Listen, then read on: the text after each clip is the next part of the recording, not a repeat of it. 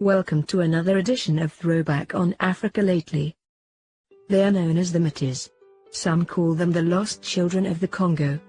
Some of them could not trace their mothers and families at large. Some of them were left with no birth certificates or were given false ones, and some of them had their names changed to fake ones.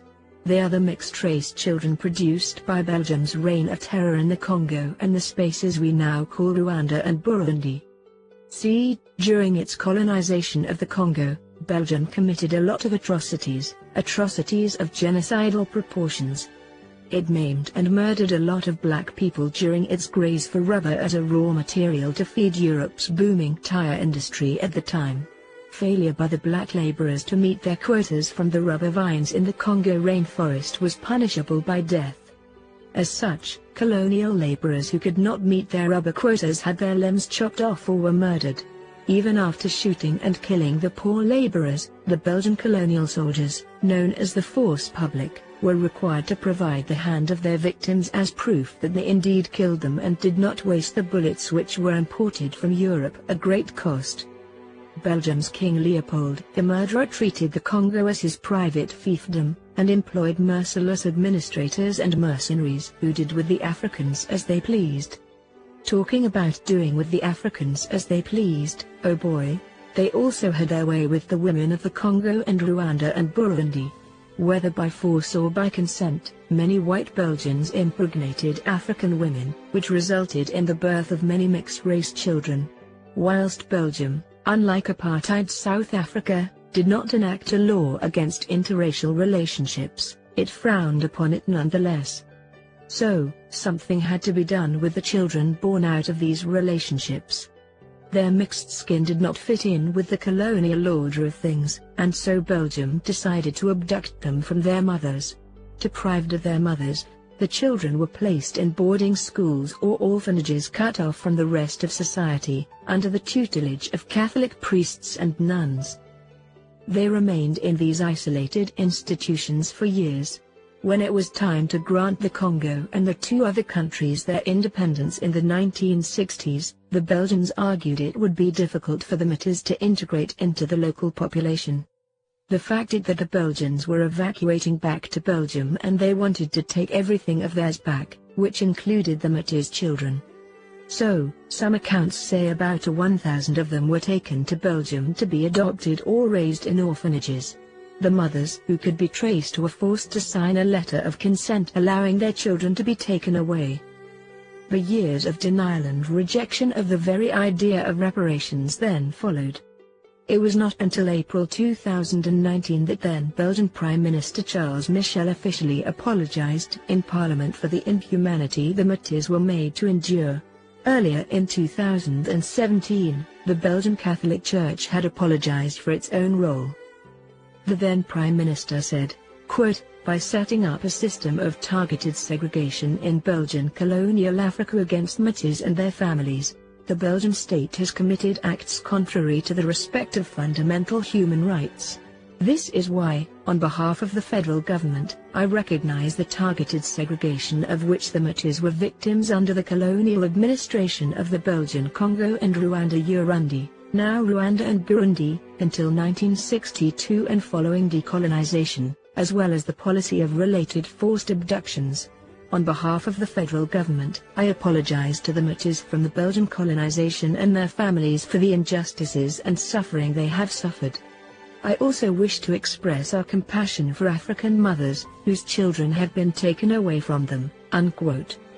Writing in April 2020, President of the Association of the Belgian Metis, François Millioux, said a year after the apology, "There are still some concrete reparation measures that have not yet been taken to address the remaining problems and suffering of the metis born during Belgian colonization and their descendants. As part of the amends still to be made, the metis people are asking authorities to set up an educational program and create awareness-raising measures concerning the history of the metis people. This part of Belgium's history, as dark as it is, must be taught in history textbooks," he said. Well, on the one hand, everyone hopes this is a new start, that this is like a break between the past and the future. On the other hand, I think it's very important to also recognize that we haven't seen any clear trajectory of how we're going to proceed in the future. So apologies without clear and legislated programs for the future on what is going to happen now are in a way a measure for nothing. And we're afraid that that will be the case. We have elections coming up in Belgium, so we will see what will happen. Also, when a group of experts from the UN visited Belgium in February, they gave the advice to the Belgian government to apologize to the whole of the Congo, Rwanda, Burundi, and its descendants for the atrocities done during colonialism. And at that time, the government responded quite negatively to that advice. And they also coupled that ask for apology with the question for reparations. So we'll see what happens, where I am personally very apprehensive what will happen in the future. Do you think this is a genuine apology? Some critics have said that this has come just because of pressure from the United Nations. It's for them to know and for us to find out. That's our main question. I don't think we'll know until our government does put means forward with regards to finally appointing an expert commission for scientific research for us to find out what really happened, because now we have mostly anecdotal information and the histories of those people individually.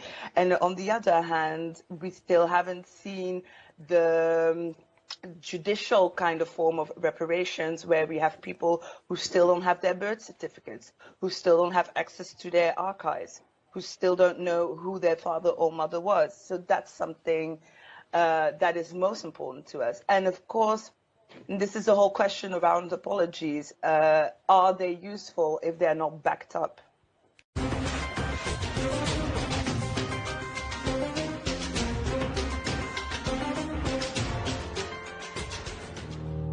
J'ai l'honneur de vous informer que la commission de tutelle a décidé que nous pouvons diriger les enfants sur votre mission. Stop, garçon, 5 et 4 ans, et puis une fillette de 3 ans. These documents date from the 1950s. Leah, Monique, Marie-Josée, Noël, and Simone have kept them for all these years. They are proof of their abduction from their Congolese mother when they were little. Their crime, being mixed race. Under Belgian rule, these children were forcibly placed in religious institutions. J'ai manqué de minéraux parce que la nourriture est infecte, une véritable malnutrition. Les sœurs s'en fichaient. At over 70, Leah remembers one of the only times she saw her mother after she was taken. Elle est sortie vite. Elle est venue me prendre en pleurant. Elle a réveillé toute la famille. Ils sont venus tous me prendre. Elle dormait avec la petite robe. Et quand j'arrête de le sourire,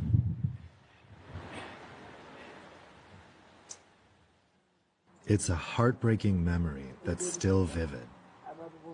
And for these women, the worst was yet to come.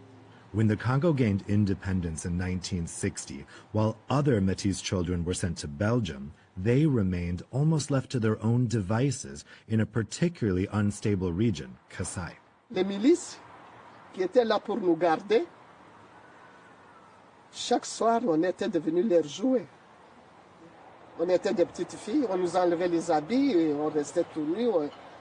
On nous a fait des atrocités, quoi. Vous avez été violée? Avec des bougies. Since then, the women have had the same nagging question. Why did the Belgian state, the one they called Papa l'État, abandon them? Quand tu abandonnes un enfant pendant la guerre, c'est pourquoi? Avec l'espoir qu'on va les tuer et on ne va plus parler d'eux. Papa l'État nous avait arrachés pour nous faire souffrir. Ou il avait quel but? On ne sait pas. Belgium implemented this abduction policy because it feared that the metis would rise up against the colonial order. This tragic story was revealed decades later, and afterwards the Belgian government took a historic step in 2019. Vous avez la parole. Au nom du gouvernement fédéral belge, je présente mes excuses aux métis issus de la colonisation belge et à leurs familles pour les injustices et les souffrances qu'ils ont subies. But this isn't enough for Leah and her 4 childhood friends who are seeking redress. With the help of their lawyer, they decided to bring the Belgian state to court for crimes against humanity. Nous avons une réaction du cabinet de la Première ministre, qui était de dire maintenant les choses sont entre les mains de la justice. Pas du tout. Nous attendons une réponse de la justice, mais fondamentalement, nous attendons une réponse de l'État belge. Ce que nous demandons aussi, c'est une loi. The Belgian authorities provided the same response to our request for an interview. No comment, because the case is still in the hands of the justice system. A compensation law would in any case go further than the resolution passed in 2019. Le Premier ministre a reconnu cette ségrégation. Le Premier ministre a promis des réparations. Mais dans la résolution votée au Parlement, l'État belge s'est arrangé pour restreindre les réparations aux réparations par des moyens moraux et administratifs, excluant de ce fait toute réparation matérielle ou financière. C'est cela qui a provoqué la frustration, c'est cela qui justifie aujourd'hui que certains disent « les excuses ne suffisent pas ». Leah, Monique, Marie-Josée, Noël, and Simone are asking for 50,000 euros each. But beyond this sum, it is above all a response that they demand from the Belgian state. Il faut quand même que nous, du vivant, qu'on puisse savoir ce que nous pouvons aussi dire à nos enfants. On vient d'où?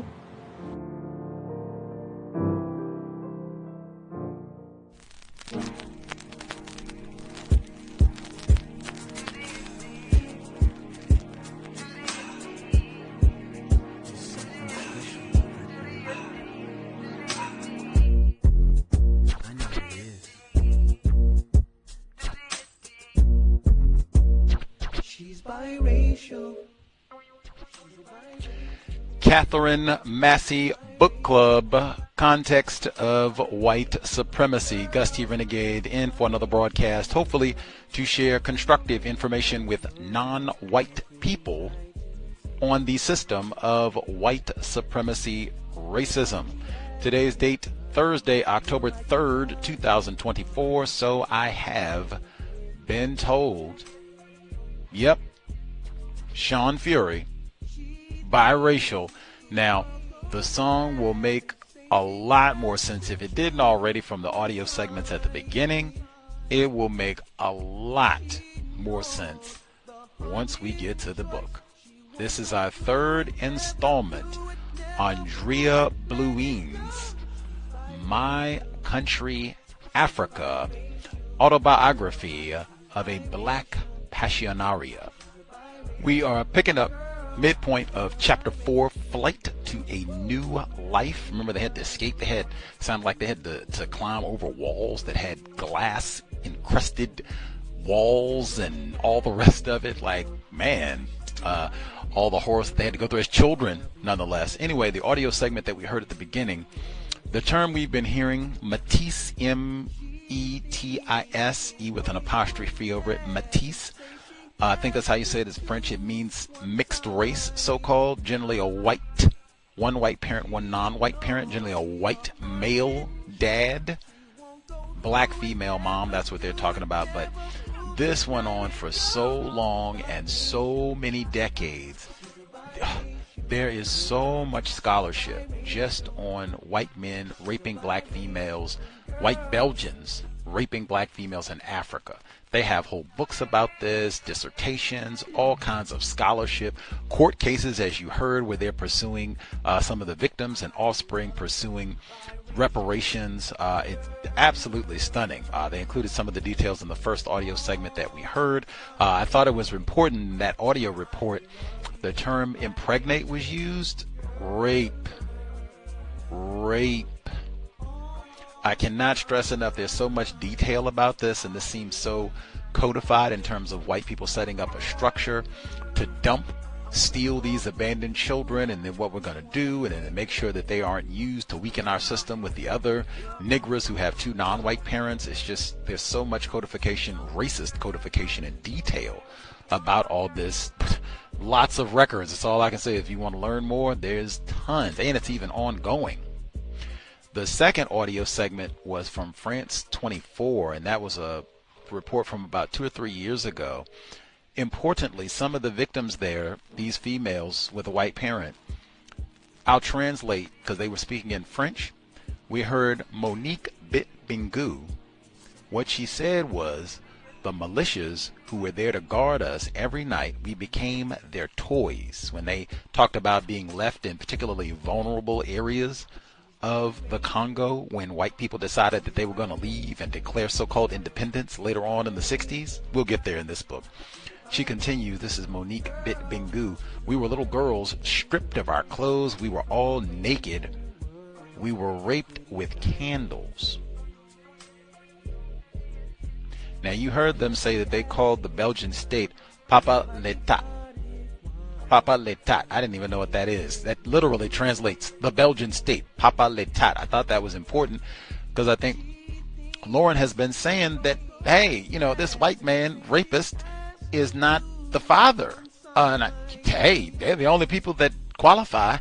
It is in the literal language that they use that, oh yes, we white people, we are father superior and mother superior.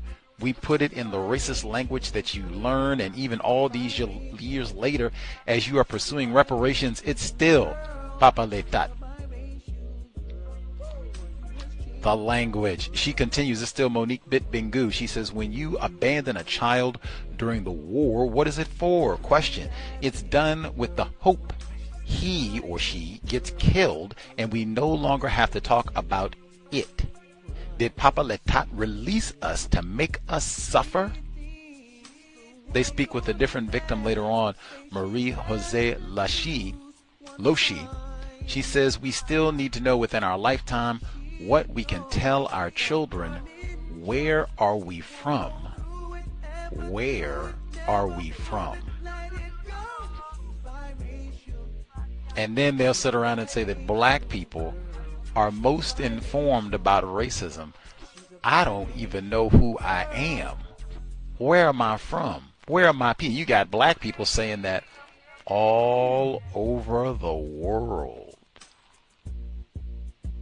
Andrée Blouin, it's generations of Andrée Blouins. We will get biracial indeed. Essie Mae, I told you we in it. Essie Mae Washington, dear Senator, heard this before. We will get to it. Katherine Massey Book Club. My Country Africa, Andrée Blouin, audio segment number 1.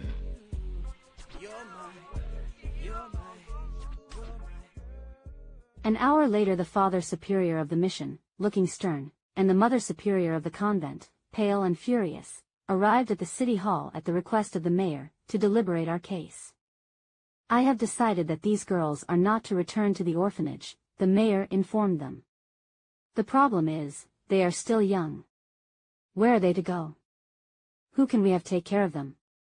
For Madeline and Louisa, the solution was not difficult, as they had black relatives in Brazzaville to whom they could be entrusted. For me it was a problem, as I had no one. I waited for endless minutes in the anteroom while they discussed my case. As I re-entered the mayor's office, I heard the mother superior, in silky tones of persuasion, say, "But Mr. Mayor, Andrée cannot be removed from our boarding school. Her father, who is very interested in her, insists that we keep her." After this last outrage, she was not going to let me go, like that. It was a drawn battle between two deeply antipathetic natures. Mother Superior was more experienced than I, and had her reputation to defend, but the cause was mine. I saw that to win it I would have to be very convincing indeed. The theatrics into which I threw myself had 14 years of anguish behind them, to add to their effects. "Oh, Mother," I wept, "listen to me. I beg you. I'm young. I have a right to live. If you force me to return to the orphanage, you are condemning me to death." Tears streamed down my face, I wrung my hands. "The responsibility for my death will be yours." To underline the effect I was achieving, I added solemnly, in spite of my sobs, "I have sworn it before, and I swear it again, now, before all of you, that if I am returned to that place, I will kill myself." I was in fact prepared to do just that. The mayor's face twitched with consternation. Again he asked me to leave his office, and again they conferred. Finally, Madeline, Louisa, and I were once more before our judges, awaiting the verdict. "You will go to the homes of your relatives here in Brazzaville, as we discussed, Madeline and Louisa. As for you, Andrée," the mayor continued while the Mother Superior looked coldly on, "for the moment you will stay with Louisa's family. I am going to write to your father and tell him what has happened. We shall wait for his reply before we make a final decision on what to do with you. I will let you know when I have received his instructions." It was necessary to add a sweetener for the holy orders. "But now that you girls are to live on the outside, you must promise to go to Mass every Sunday, and to make confession and take communion." We agreed to this, hardly able to believe what had happened. Never before had we counted for anything. Now we had been heard by no less a personage than the mayor, the man whom other whites obeyed. We were not behind bars, we were not whipped, we were hardly reprimanded. Life outside was too extraordinary. Dazed, alternately laughing and crying with emotion, I went home with Louisa. Life in Poto after the orphanage was a rebirth for me. At last I was to live something different from that hell. There was not enough oxygen in the air for me to cram into my lungs with my new freedom, this freedom that I had wrenched away from myself.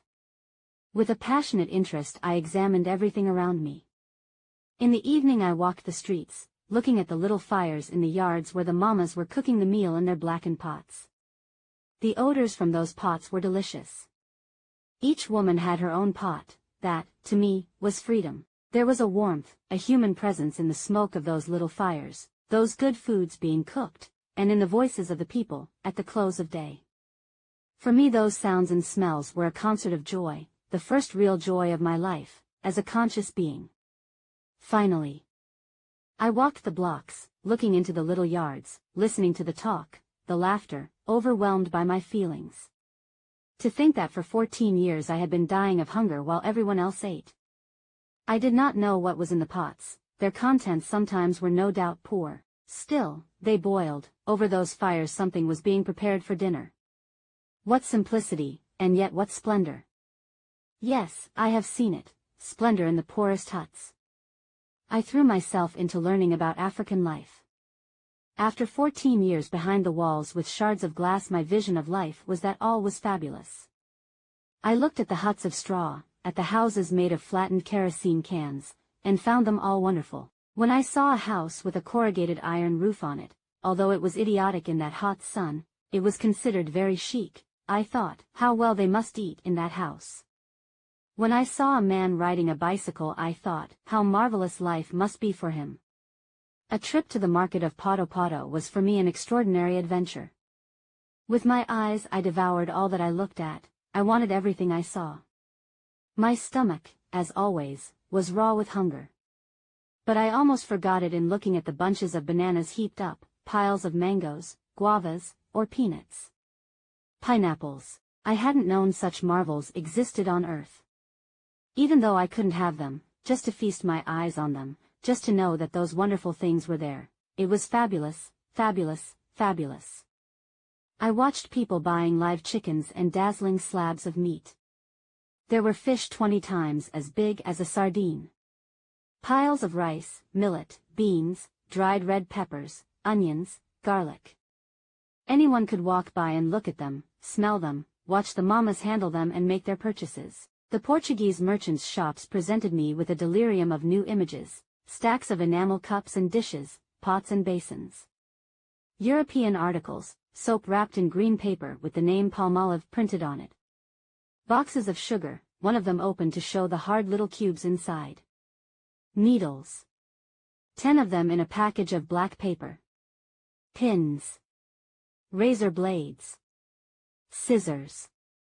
All these things were astonishing to me in proportion to what I had known, my own hunger, my own need. I particularly liked to watch the food vendors, and especially the mamas who prepared and sold maquette. This is what the French call a beignet, a banana fritter, and it is quite simply one of the most delicious things in the world. The patties were made the night before. Then early in the morning the women took their place on a street corner, and seated on a little three-legged stool in front of a boiling pot of oil, they fried the fritters, as they were needed, for passers-by, all day long. For a young girl to whom hunger was a way of life, the smell was maddening. Fascinated, without any hope of such a treat for myself, I would stand nearby, just to smell that wonderful smell and to watch the woman as she made her calm, methodical gestures. She would drop the fritter into the pot of oil, then retrieve it a moment later and lay it on a clean green leaf. With a few words she would hand the maquette to her customer and receive her payment, which she tucked into the fold of her pain. I found this marvelous to watch. Once a kind mama beckoned me to her and gave me one to eat. I nearly swooned with pleasure. How rich these people are, I thought. They have so much food, they even have enough left over, to sell. They can even give me a sample. For me it was a sign of opulence. I thought, now I can have the joy of living in the midst of all this. If I work, then I can become a part of such things, this too can be mine. It gave me the exhilarating hope that, with hard work I, too, could someday aspire to such a sumptuous life. During the next month I tried to imagine what my father's reaction to the news of my breakout would be. I considered the possibilities. He might order me to return to the orphanage where I would of course be severely punished and soon forced into an arranged marriage. Unless I killed myself. It seemed more likely that he would merely send me a sharp reproof and then lapse into the silence that had been his custom for so long. He might simply ignore the whole matter, as he had ignored my letters for so many years. Why should I believe that it would be of any concern to him what became of me? Thoughts of my mother tormented me. If I could stay out of the clutches of the nuns, could I get back to Bangui to see her, and Joseph? How? Or could I have her come to Brazza again? The last time I had seen her was when she and my stepfather were on their return trip from Dahomey. They had passed by Brazzaville going to Bangui, which was the normal route for travelers in those days. Then again I had had a few precious, stolen hours with them. My longing for her was like a physical pain. Knowing that Joseph would read the letter to her, I wrote her, telling her all. Martha's husband was there in the house where Louisa and I stayed. This gave me a strange and uncomfortable feeling. I had been taught to keep my eyes down in the presence of a man, and even to look at him, at first, seemed a sin. Worse yet, this uncle of Louisa's by marriage was the kind of man who liked to joke and tease.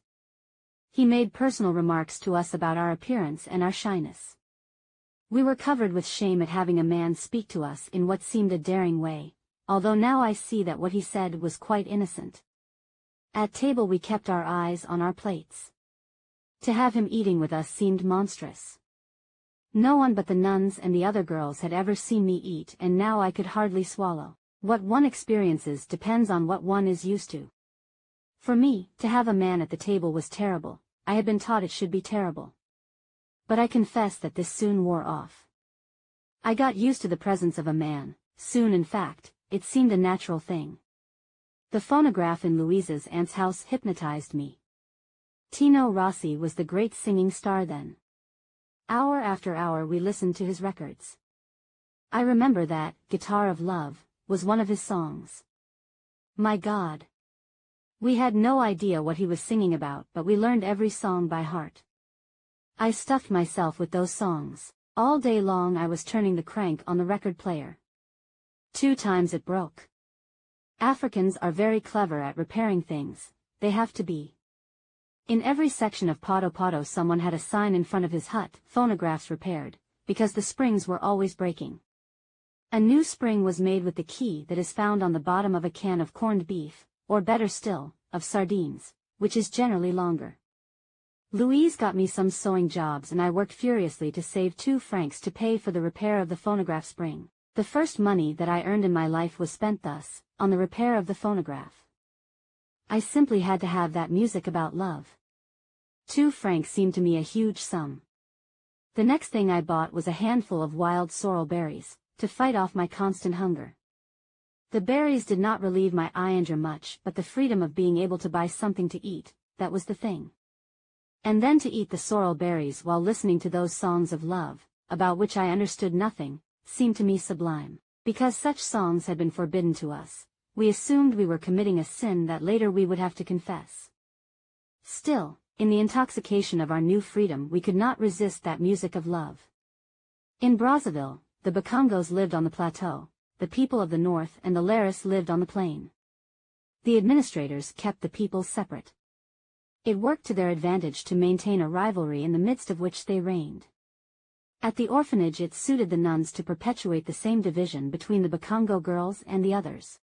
Sunday afternoon in the Grande Place of Poto Poto was a dazzling spectacle. In each corner of the square different ethnic groups vied with one another in dances.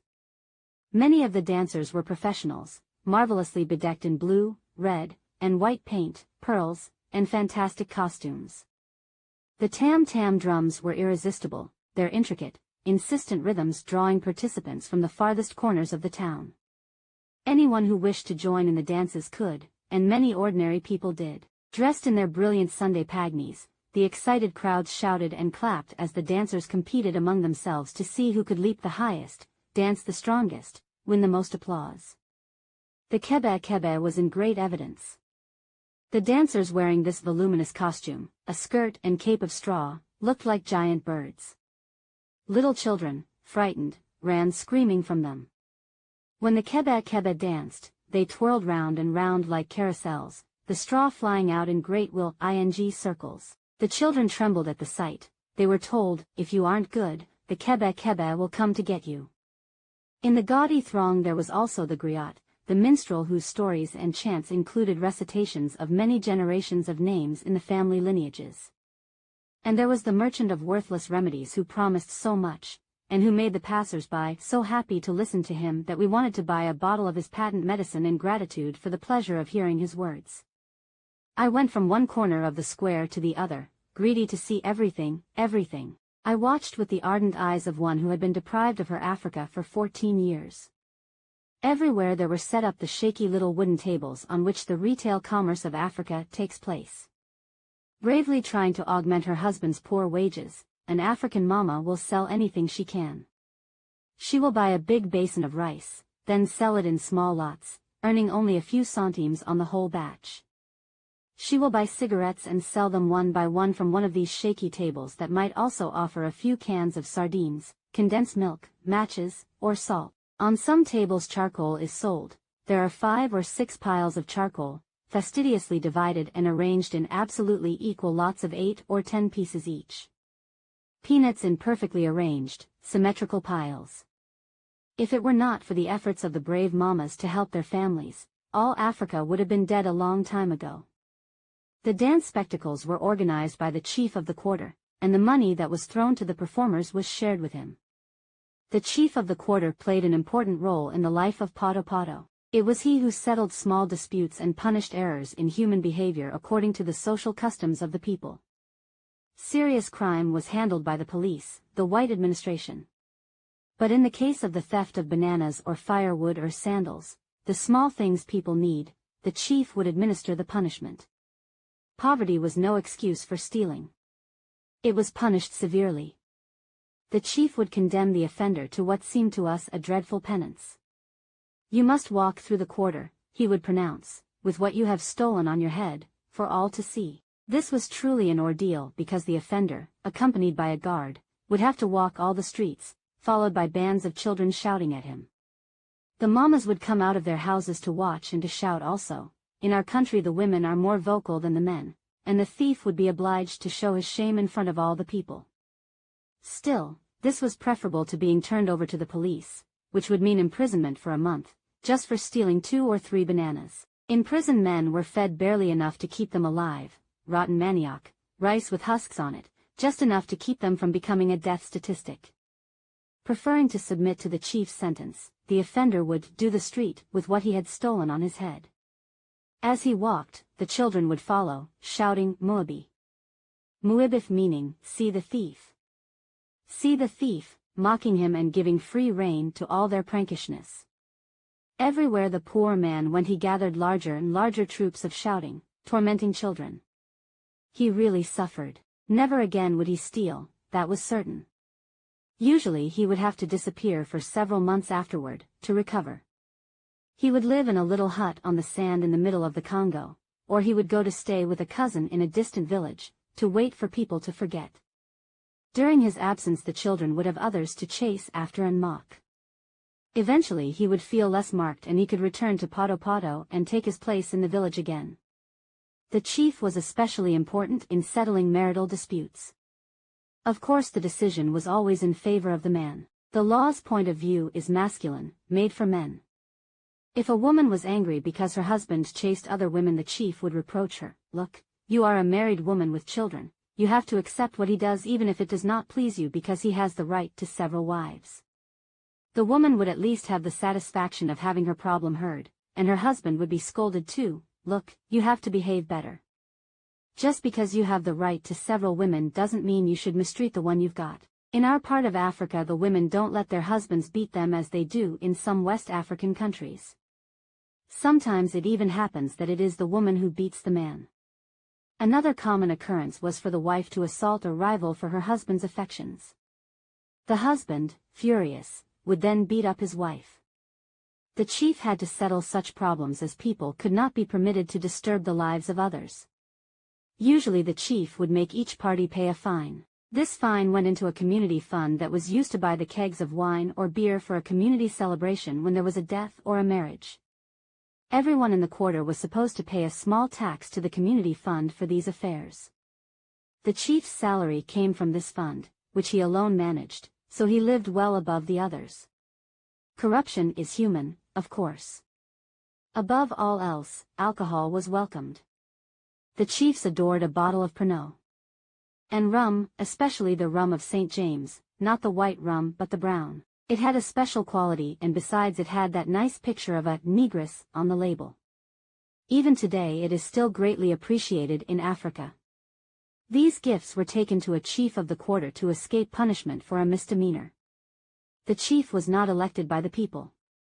He was placed in his position by the French government.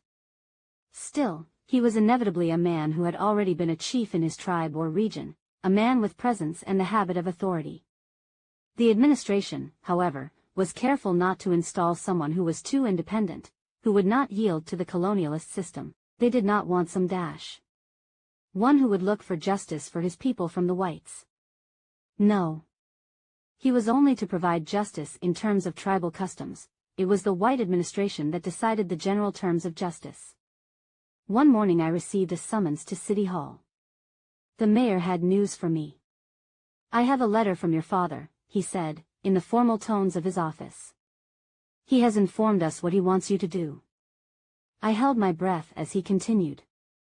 He wants you to return to Bangui. To Bangui? Yes. He wants you to live with him there, in his home. Live with my father, in his home? I stared at the mayor, unbelieving. Tears sprang to my eyes.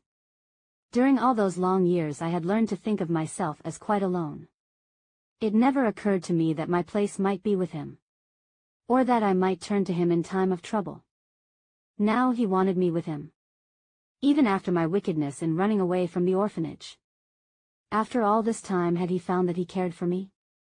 The letter enclosed a ticket for me, the mayor said, for my passage on the river steamer. My mother, oh happiness, would be coming to get me. A few days later she arrived. Joyfully we threw ourselves into each other's arms. We were together again. And we were going home.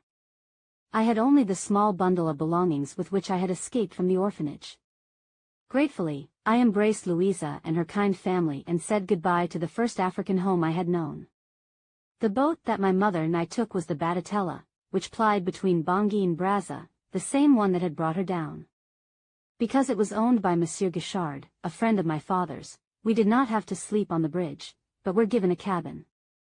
This was an exceptional privilege. There were 2 bunks, one, to my delight, over the other. But my feelings on this voyage were strong and troubled. In the first place, I had never known anything but dry land, and now I was on this great river, the Congo, which seemed so romantic and frightening. It was 3 or 4 kilometers wide. In some places the currents were rough and dangerous, in others the water was calm. It all seemed extraordinary to me. Also, the voyage was marked by a kind of nostalgia because, although my life in Brazzaville had not been happy, I knew nothing else. The town, its cathedral, its streets, and its people were, for better or for worse, imprinted in me.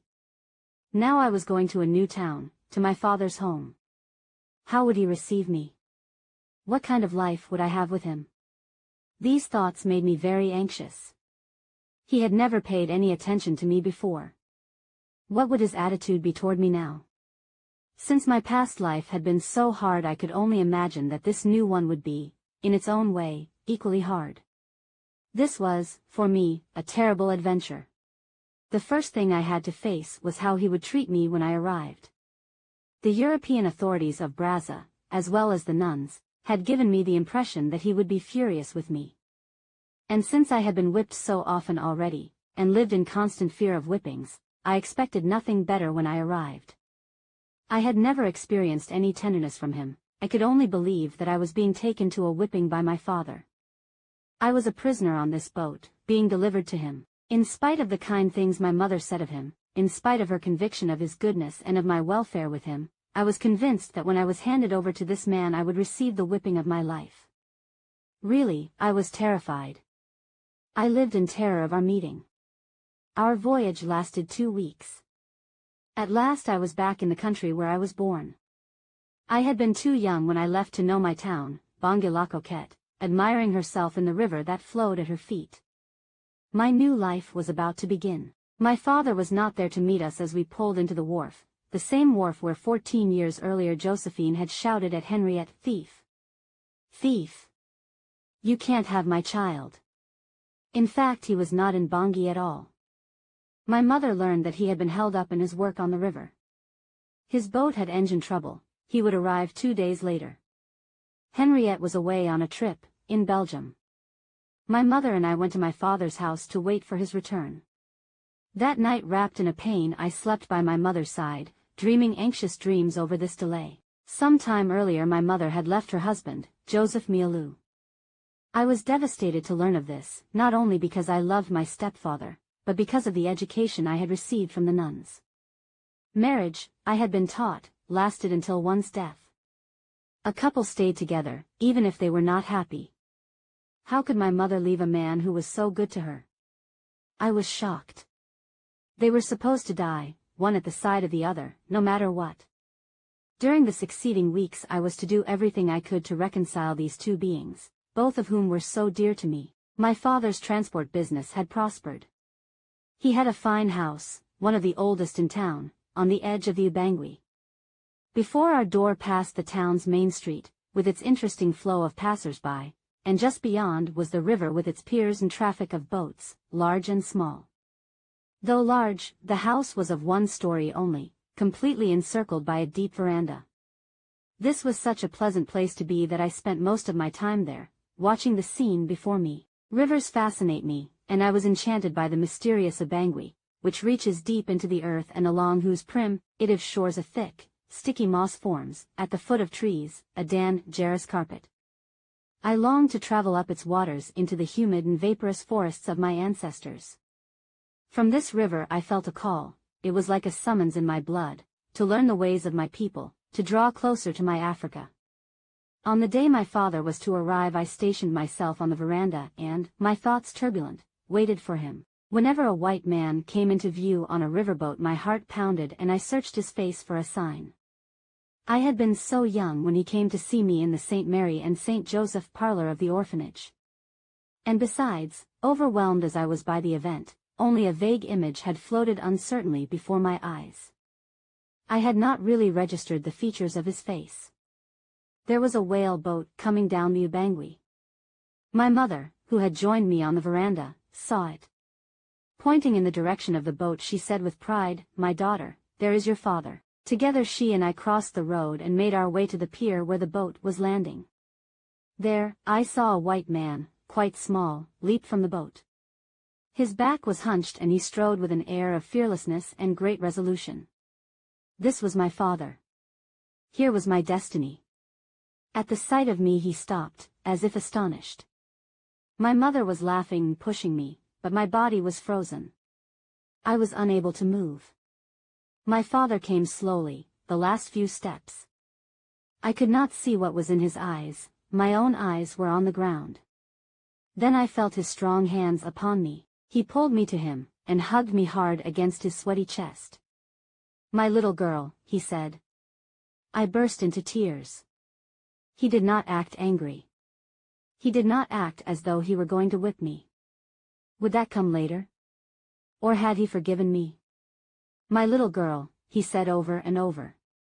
Drawing back, he searched my face intently. But he said nothing else. He had no way to express what he was feeling. It was my mother who did all the talking. It was she, lively and gay, who provided the words for the occasion. "You see our daughter? Aren't you proud, Gerbalat? Our little daughter has returned to us." I kept my head down. I could not raise my eyes to his. I did not know what to say. Around us the men who worked for him were coming and going. They carried things, shouting, they wanted his attention. As I stood there, speechless, my mother lifted my chin for him, stroked my cheeks. "You see how beautiful our daughter is?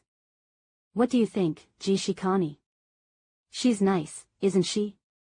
Aren't you happy she's here with us now?" But my father had work to do.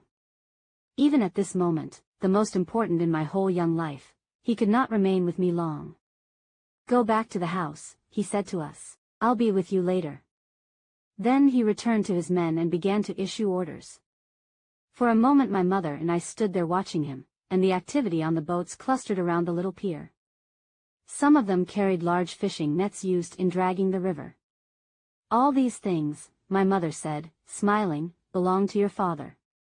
Satisfaction was written across her face as she watched the many blacks who jumped to her man's commands. This encounter, so intense for me, and yet so limited in its realization, was to set the pattern of my relationship with my father. He did not whip me, he was not angry with me. But neither was he a father with whom I could talk. There were no questions that first day, no references to the 14 years lost between us, or to a ruined childhood. No expression of interest in why I had run away. A silence that seemed impossible to overcome installed itself between us. Always, to me, he seemed remote, preoccupied.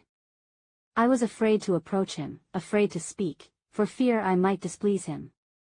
Just to look him in the face made me tremble, it was something so new for me. Still, he provided me with a happy memory that night. When he came home from working late he found me asleep on a pillow in the living room, waiting for his return. "My dear," he said, waking me, smiling to see me there. "You will be more comfortable in your own bed. You have a room of your own now." Then he picked me up in his strong arms and carried me into my new bedroom. I had never had a room of my own before. He laid me in my bed, which seemed immense to me. I marveled at the delicious new sensation as I slid between the fresh, cool sheets. There was a mosquito net too, for Bangui was infested with mosquitoes. I slept at once, feeling safe and at peace. The next 2 months were happy for me. While Henriette was visiting her parents in Liege, my mother Brasselie stayed with us. She was quite at ease in the house, giving orders to the boy, from the end of her nose. My hard-working little papa was kind to me and seemed pleased to show me off to everyone. I convinced myself that, at the bottom of his heart, he had never really abandoned me.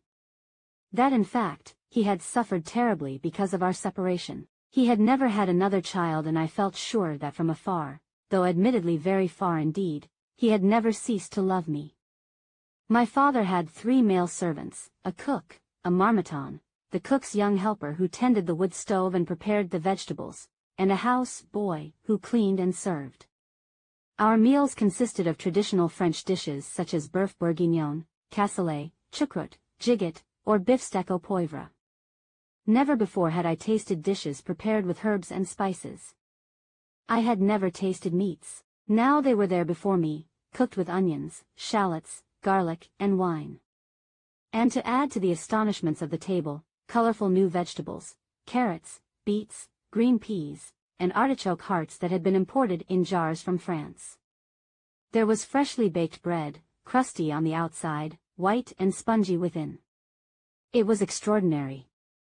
Regularly, in heaping plenitude, roast chicken, squab, and duckling were set out. Our meals were happy occasions. My mother's laughter put my father in a good humor. I ate with delight and began to gain weight. It was my mother who one day told my father how she had fought with Mother Germaine. This made him smile. He could believe the picture because he had already seen her attack Henriette several times. But when my mother went on to talk about how badly I had been treated at the orphanage, and how he should ask for reparations from the nuns, my father said nothing. His gaze became distant, and the silence that was impossible to cross was there again. Each day after work Joseph Mialou stopped by my father's house to see me, and spend a little time with me. He hugged me and talked to me, he called me his daughter. My father had begotten me, but I was much closer to Joseph in my feelings. Joseph had no reason to give me so much affection, but he did, spontaneously, with an African generosity of heart. I couldn't help but respond to the kindness he showed me. My father had brought me back to Bangui to live with him. That was true. But it was Joseph's passage after work each day that I waited for. I begged my mother to go back to Joseph. He was very unhappy, I could see that. Mawa, I said, you must act like a grown woman. You must stay with your husband. You're lucky to have him. Maman, he's such a good man. And so she returned to him. But it didn't last. This happened 3 times, and each time they would separate again. I could not understand how my mother could leave such a wonderful man. Joseph was an extraordinary husband, from every point of view. Morally he deserved the greatest respect. He was so clean that he sparkled, he crackled. His body was as polished as if it had been scrubbed with a brick. He was always dressed in white, totally in white, white shirts and white colonial shorts. His garments rustled as he walked. His physical cleanliness, his moral integrity, were perfect. He even washed my mother's clothes, and cleaned their house. He could not bear dirt or disorder. And when he walked on the street he was marvelous to look at, as straight and dignified as a statue. As for my mother, well, she was spoiled. When I compare her with the other women of that time and place, I see that all her life she was spoiled. And spoiled children can be impossible. She never confided in me what went wrong between herself and Joseph Mialou. But later, when I became a mature woman, I saw the differences between them, differences that to them must have seemed irreconcilable. Josephine was an extremely beautiful woman, exceptionally beautiful, and she knew it. Joseph, I see now, was too serious for her. She needed someone less intellectual, less religious. He was a man of deep thoughts and feelings. He often served at the early morning mass. Josephine went to church from time to time only because she thought it had a certain chic. She found it charming to appear at Sunday mass in a fresh, new pain for all to see, that was part of her style. Joseph was from Dahomey, that of course created differences in background between them. But worst of all, he was a cultivated man, a man with an education, while Josephine didn't have a centime's worth of education. She never learned to read or write and didn't care to. She had her family, and that was enough for her. Josephine was irrepressibly sociable. With Joseph as her husband she couldn't receive half the village in her house, as she liked to do. Her idea of a good time was to have the whole family come down the river in a pirogue and stay up all night laughing and joking. He wanted other things. He was an impediment to the way she liked to live. He put into question her whole style, as a traditional woman of the village. Perhaps the most important part of their marital difficulties was that Joseph was much older than she, and in Africa, age is an important part of rank. Joseph had a sense of his position and Josephine had no ideas about position at all. She delighted in going, for instance, to Mithinga, where the funeral wakes lasted all night and everyone sang and danced, enjoying themselves until dawn. Joseph didn't care for that. He was devoted to his work, and to routine, which she despised. Josephine had her own ideas about what made a person standing, and they had nothing to do with the life and ways of Joseph. Joseph wanted his house to shine like glass. He didn't ask my mother to do the work, he asked nothing of her. He was glad to do it all himself. But she needed her disorder. She needed the atmosphere of a village, the noise, the confusion, the come and go, to feel herself alive. Joseph wanted the life of a devoted couple. My mother couldn't bear the closed-in, selfish life of just two. She wanted to share, continually, with all those whom she loved. It was essential to her. To cut her off from that was to cut her off from life. In this I believe I am like my mother. For me it is not just my family, but all Africa. Everyone calls me Mama, and I am unable to refuse my African family anything. Joseph Mialu was a rare black man. There are few men of his stature in any race. Even my father liked Joseph Mialu very much. Sometimes when Joseph came to visit my father, Josephine was there. You can imagine how she played her little role as a woman in the middle then, between the two men. She acted it out to the hilt, giving them her marvelous smile, preening, teasing each in turn, then laughing uproariously. For all her naivete, there was a certain guile to Josephine's femininity that men do not necessarily deplore. She was a rowdy, easy woman, wholehearted and naughty as a child. Of course they were fascinated by her. But it was all a show for Pierre Gerbalat, because beneath all else it was he whom she loved. It made me sad to see how sad Joseph Mialu was. "Maman," I begged, "why can't you make him happy?" "Oh, he's much older than I," she would shrug. But then so was my father. With Pierre Gerbalat, however, age did not matter, although in many ways he was not at all Joseph's equal. Joseph was a fine-looking man, tall and handsome. My father was short and round-shouldered and, as he aged, fat. But to Josephine, he was the father of her child, the man whose name was tattooed on her arm. He was her fate, and that was all there was to it. His presence had been sealed in her. One day my father strode joyfully into the house, his arms full of bundles. Among them was a great bouquet of flowers that he put in a vase in the living room. With a sinking heart I understood that Henriette was about to arrive. My mother would have to leave. Our little paradise for three was at an end. But the next day when my father came home at noon, his face was torn with anguish. Alarmed, I ran to him and hugged him. "What is it, Papa? What is the matter? Are you ill?" He shook his head. "It's your stepmother's airplane. We've been notified that it's been lost en route. They don't know where." Such feelings rushed through me then. For days I had been dreading the return of this woman who had been responsible for sending me away before. She was certain to come between my father and me now. There was no reason for me to want to set eyes on her, ever again. Still, at the expression on my father's face, I tried to share his anxiety and grief. We went through 2 long, terrible days of waiting for news. At last it came. We learned that the airplane had crash-landed in a clearing near Berberati. All the crew and passengers were safe and sound. Henriette was on her way to Bangui and would be arriving soon. My stepmother found me clinging to my father's arm as if I would never let go. She made an effort to be generous to me in her first words. "How pretty you are, Andrée," she exclaimed. "You have grown up. Now you are a young lady." As for me, no clear memories remained of Henriette. During that terrible trip down the river to my fate in Brazzaville, I was only aware that I had lost my mother. It seemed to me that I had lost everything.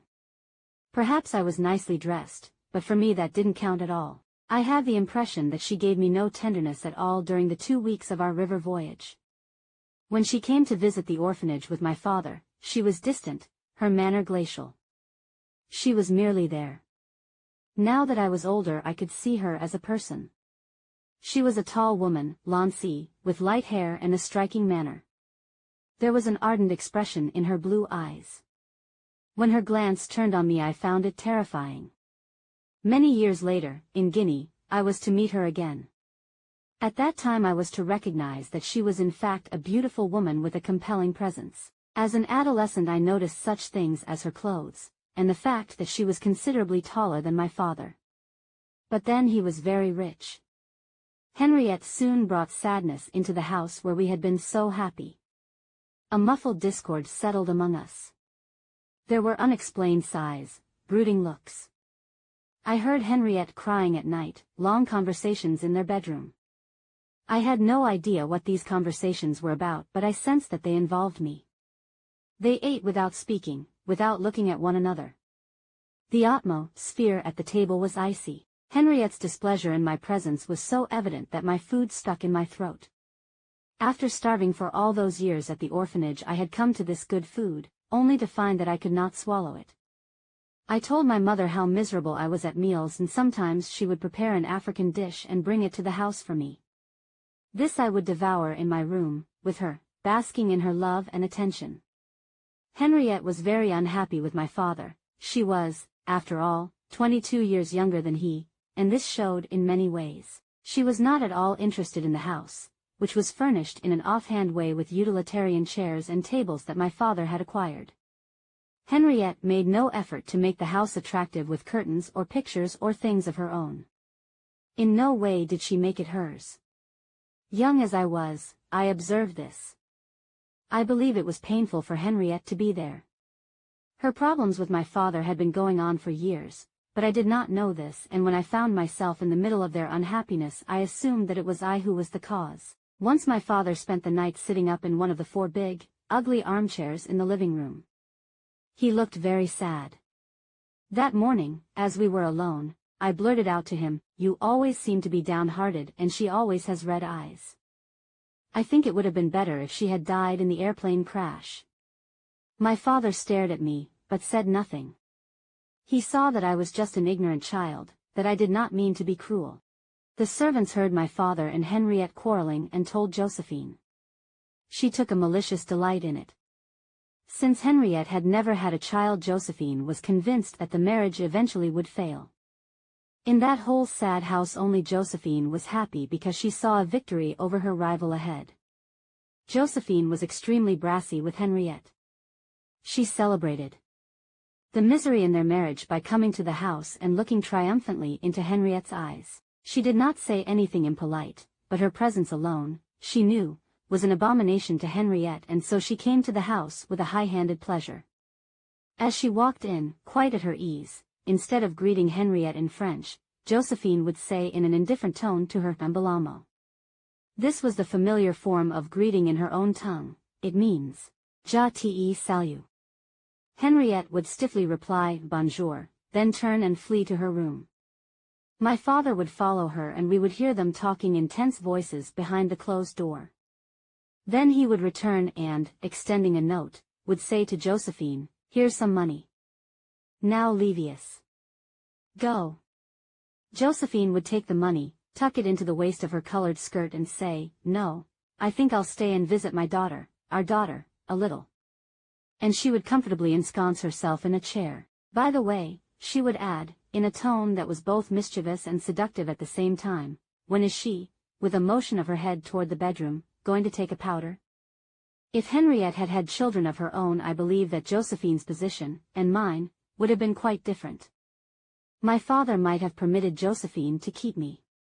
But since he had no other child, Josephine, and the child he had by her, took on a greater importance. There was one occasion, when I was an infant, that Josephine actually had a fight with Henriette, an exchange of slaps and scratches. Perhaps it was then that my father decided to put me in the orphanage so that Josephine would stay away from their house and leave them in peace. My father, it was clear, simply could not deal with Josephine's particular combination of insolence and charm, when she insisted on being around. As for me, the joy had gone out of being with my father. I felt that it was I who was de trop. It was I who was making Henriette angry and my father unhappy. There were days of tension, of heavy silences. The climax to this undefined malaise was dramatic. One of my father's attempts to placate Henriette was to buy her a German shepherd puppy. He was magnificent, this gay young creature, black and tan, with floppy paws and a heart that asked only to love. We called him Bogey. Frolicking with him became my one distraction in this sad house. One day the cook prepared a rabbit in mustard sauce for our lunch. That evening we saw Bogey trembling. He was seized with such convulsions that we knew he was seriously ill. My father took him to the veterinarian, but within a few minutes he died. Henriette was wild. She accused me of poisoning Bogey. She threw herself on her bed sobbing that I had done it deliberately. I had destroyed the life of this creature who was so dear to her, out of jealousy. I was stunned by her words. I was sick, myself, with grief. I could not imagine how anyone could take the life of such a lovable animal, which had harmed no one. My father tried to comfort Henriette. Then he asked me, "What did you give Bogey to eat?" The tears were streaming down my cheeks.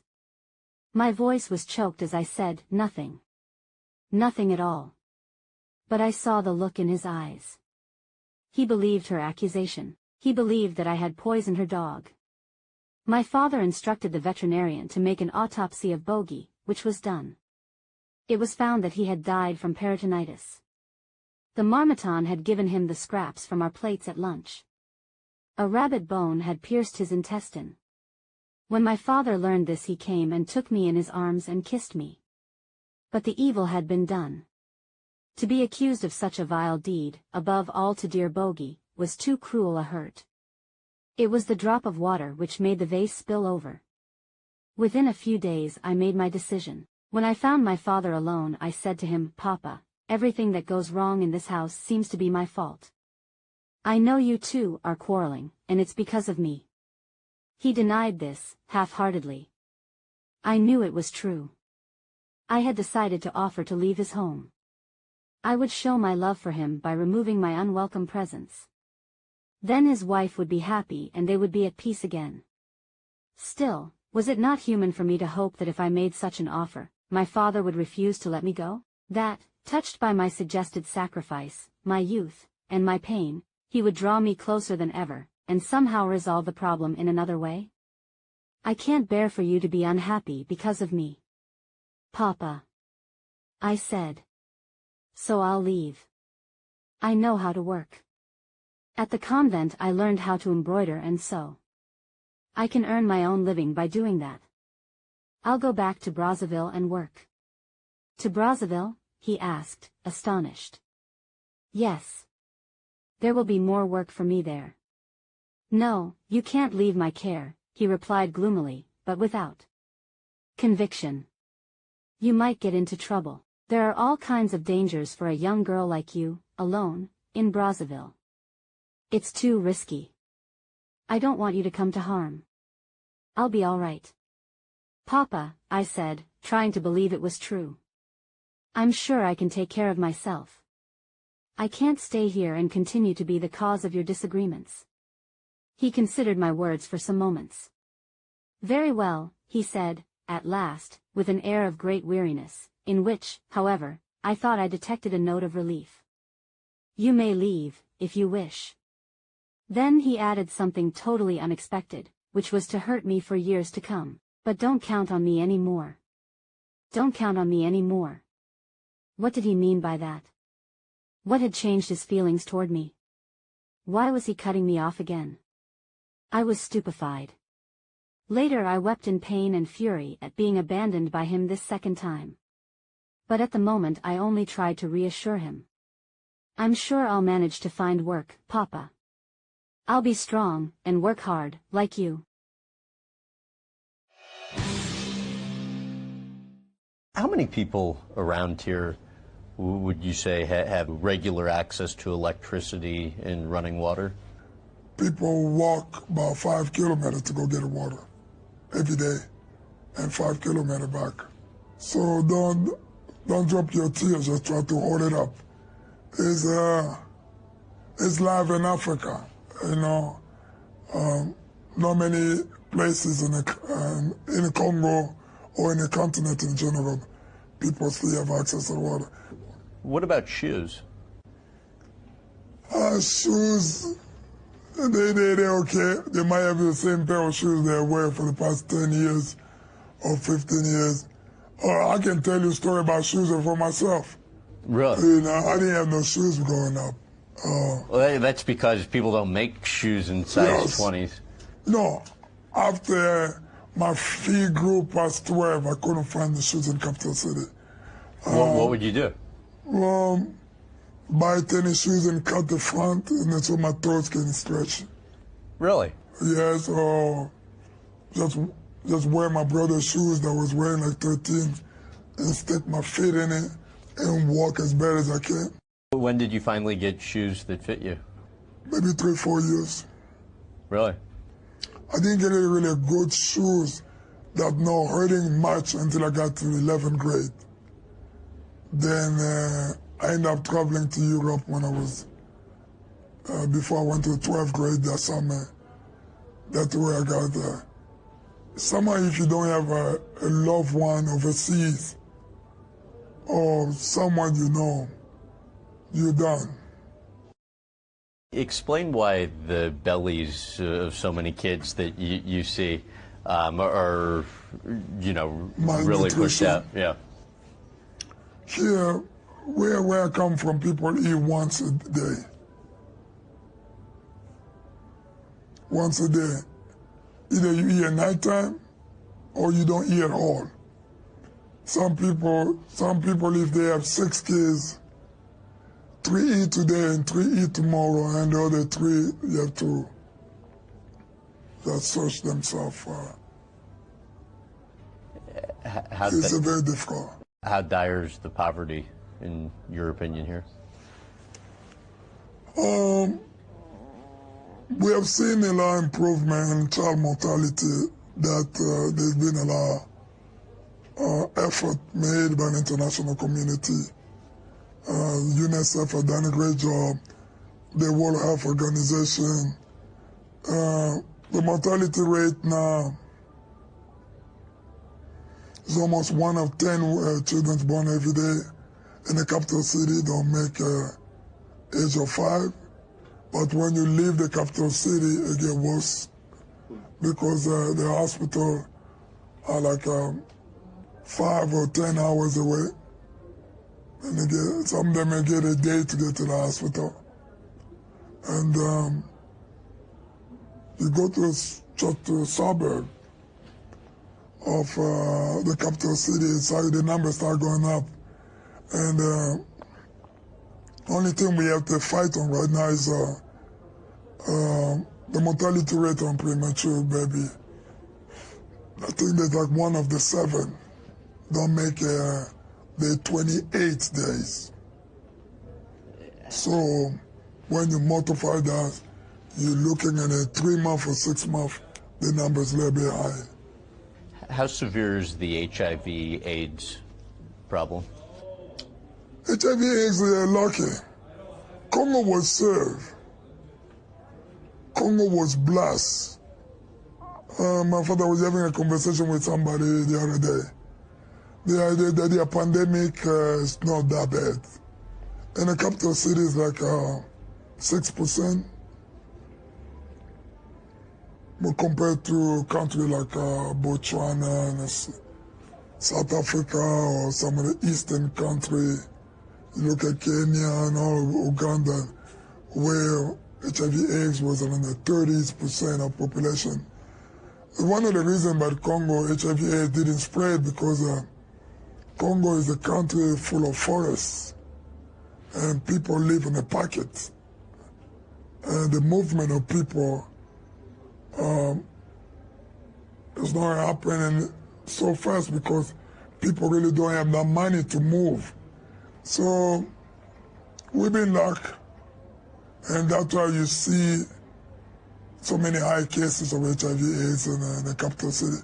But that don't mean we cannot keep educating people about the social transmitted diseases like HIV/AIDS, which have destroyed the fabric of our society.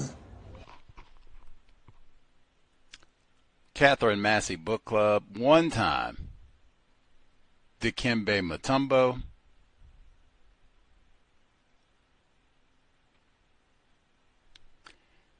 Replace white supremacy with justice. He said, talking about the same part of the world, how much suffering and poverty is it in the Congo? He said, oh man, sometimes the people, they eat one meal a day. We done did all this talking about food and wigging out over sardines and artichokes and cooked rabbit with mustard sauce, and we done moved all the way to a new century. Dikembe, what y'all eating? What you eating? Lucky if you get one meal a day. And they say progress, right? Progress, that's what they say. Progress. Katherine Massey Book Club, man. I can 2 times for Dikembe Mutombo, Georgetown Hoyas, the great John Thompson. Dikembe Mutombo played basketball, was born in the Congo, came here to play basketball. Sorry, he did not come here to play basketball. My fault, Mr. Mutombo. He did not come here to play basketball. What did he come here to do? He came here to open a hospital to study medicine. He eventually did build a hospital in the Congo, but he came to study medicine. And the great John Thompson Sr. said, whoa, they got this Congolese kid here who is 7 feet tall. You got to play basketball. You already got a big dude, Alonzo, but he was, no. You got to play basketball. I never even played. You got to play basketball. Hall of Fame. Now, instead of just being a black dude who's going to go back and be a doctor, now you are a millionaire who can go back and build a hospital in the Congo. 3 times for Dikembe. Why do you want to build a hospital in the Congo? Because the black people are poor in the Congo. How poor are they in the Congo? So poor, Dikembe Mutombo's mother died because she couldn't get medical care. We ain't got to talk about the shoes. His mother died because she couldn't get medical care. Timing of the Katherine Massey Book Club when, I won't say all over the world, but I mean, wow, Dikembe Mutombo is in the Basketball Hall of Fame. Lots of people are aware of his humanitarian work, his efforts on and off the basketball court. He did play in the finals. Allen Iverson, storied career. I had no idea that he was born in the Congo. And now tons of people are talking about Dikembe Mutombo, his efforts in the Congo. Oh, the timing of the Katherine Massey Book Club just cannot be overstated. Probably get to sprinkle in a few times of Dikembe. Wait a minute. Where's Dikembe Mutombo Hospital at? It's on Boulevard Lumumba. We haven't got that far in the book yet, but Lumumba is here too. Any hoodles. We will pick up where we left off. Andrée Blouin's My Country, Africa. More to come. The number to dial, 605-313-5164. The code, 564943 pound. Press star 61 if you would like to participate. The number again, 605-313-5164. 564, the code 564-943 pound. Press star 61 if you would like to participate. Let's see, the email, untiljustice@gmail.com. untiljustice@gmail.com. Include your commentary as we proceed. Let us see.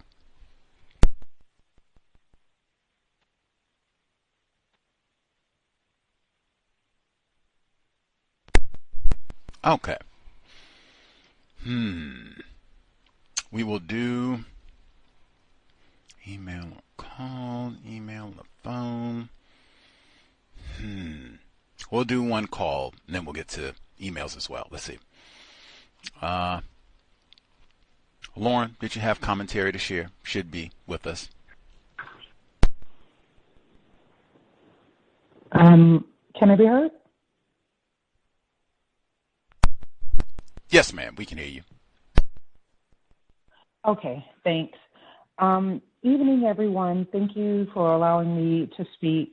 Right at the beginning of the reading today, this was after they had escaped, and they went and they were talking to the mayor, and then Mother Superior came, and I think Father Superior as well, and the mayor says, Madeline and Louisa can go live with their families, and then the mayor decides that Andrée Blouin, she can go stay with Louisa's family. And it said it was necessary to add a sweetener for the holy orders, but now that you girls are to live on the outside, you must promise to go to Mass every Sunday and to make confession and take communion. I didn't understand why she said the part about a sweetener, because it seemed like this white man was just trying to make sure that white people still maintain control of their minds with the, white Jesus mythology, behavioral control aspect of so-called Christianity. So I didn't think he was trying to be sweet as all. He was just trying to make sure that they acted the way that white people wanted them to. Now, maybe I misunderstood that, and if somebody else thought something different, please let me know, because I didn't understand that sweetener part. Then she said, when she gets there, and she walks around and she sees all the black ladies cooking. They have their cook pots in the yards. She said, in the evening, I walked the streets looking at the little fires in the yards where the mamas were cooking the meal in their blackened pots. The odors from those pots were delicious. Each woman had her own pot. That, to me, was freedom. And it's like she's been living for so long, existing for so long, she wasn't having adequate sustenance. And to her, just seeing someone who had their own pot, she didn't even know what was in it, but to her, she equated that with freedom. And I thought that was super interesting, especially when she started talking about how the residences were built. Some were made of straw. They didn't seem too sturdy. And some of them had houses with corrugated roofs, and she thought that was really stylish out there in that hot sun. And just these ideas. She said, these people had houses made of flattened kerosene cans. And one time she saw a man riding a bicycle, and she thought how marvelous life must be for him. I don't know. Maybe I'm just being... Her existence was so limited. It's like she had no idea of how things work in the world. And she said there were fish 20 times as big as a sardine. She never came back and said that little girl who said she ate a can of sardines. I don't know if she's going to bring her up again, but that little girl might have been telling the truth, and I don't know if she's ever going to say anything about that again. But for me, that part of the story really stood out to me. let me see. When she gets her first little $2, not even $2, 2 francs. Maybe a franc is like $1. I'm not sure. But she spent it to fix the record player. And then, the next money she gets, she brought some berries, and she said they didn't relieve her hunger much, but the freedom of being able to buy something to eat, that was the thing. So she associates freedom with having food quite a bit. She also said the administrators kept the people separate. It worked to their advantage to maintain a rivalry in the midst of which they reigned. At the orphanage, it suited the nuns to perpetuate the same division between the Congo girls and the others. And she said in Brazzaville, the Congos lived on the plateau, the people of the north and the Larrys lived on the plain. Let me see. Many of the dancers were professionals, marvelously bedecked in red, white, and, well, she said blue, red, and white paint, pearls, and fantastic costumes. Those colors kind of stood out to me. She said serious crime was handled by the police, but the chief handled the small things. So it made me think, so the chief, does things in an African manner. But no, it specified later that the chief was actually chosen. And said the chief was not elected by the people. He was placed in his position by the French government. Still, he was inevitably a man who had already been a chief to his tribe or region, a man with presence and the habit of authority. The administration, that's white people, however, was careful not to install someone who was too independent, who would not yield to the colonial system, racism, white supremacy. They did not want someone who would look for justice for his people from the whites. No, he was only to provide justice in terms of tribal customs. It was the white administration that decided the general terms of justice, when I guess the general terms of justice are for it not to exist. I thought it was super interesting the way she liked Joseph so much and the way she talked about what he looked like, how he dressed, and she seemed, I think it's important that he was clean. Cleanliness, I think that is super important, okay? But she also seemed to really like that he wore those white clothes all the time. That seemed to be really important to her, and it made me think about those white parties that people, I don't know if people all over the world do it, but people in this area of the world do it. And it's usually non-white people who have those white parties. White people tend to dress up in black. Let me see. Just how much Josephine, how much she liked Gerbalat, the white man, not so much Joseph. I thought that was interesting. And I also, it was like the way some things like the interaction she had with her father. First, she was really afraid that he was going to beat her or mistreat her or something like that. But he didn't really do that when they encountered one another. And when she falls asleep on the floor that night, she said, he provided her with a happy memory. He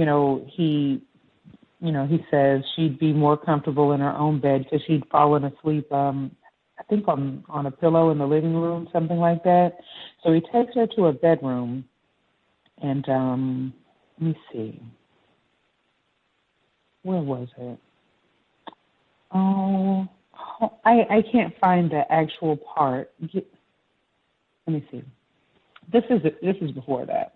It says, this encounter, so intense for me and yet so limited in its realization, was to set the pattern of my relationship with my father. He did not whip me. He was not angry with me, but neither was he a father with whom I could talk. There were no questions that first day, no references to the 14 years lost between us or to a ruined childhood. No expression of interest in why I had run away. A silence that seemed impossible to overcome installed itself in between us. Always to me, he seemed remote, preoccupied. I was afraid to approach him, afraid to speak, for fear I might displease him. Just to look him in the face made me tremble. It was something so new for me. That section right there made me wonder if she was going to continue this sort of thought and or behavior with the other white people, white men that she interacted with. Let me see. And she said, my hardworking little papa was kind to me and seemed pleased to show me off to everyone. I convinced myself that at the bottom of his heart, he had never really abandoned me. That, in fact, he had suffered terribly because of our separation. He had never had another child, and I felt sure that from afar, though admittedly very far indeed, he had never ceased to love me. I mean, wow. Let me see. She talked about Josephine and just how she was and how she was so cold. I thought that was interesting.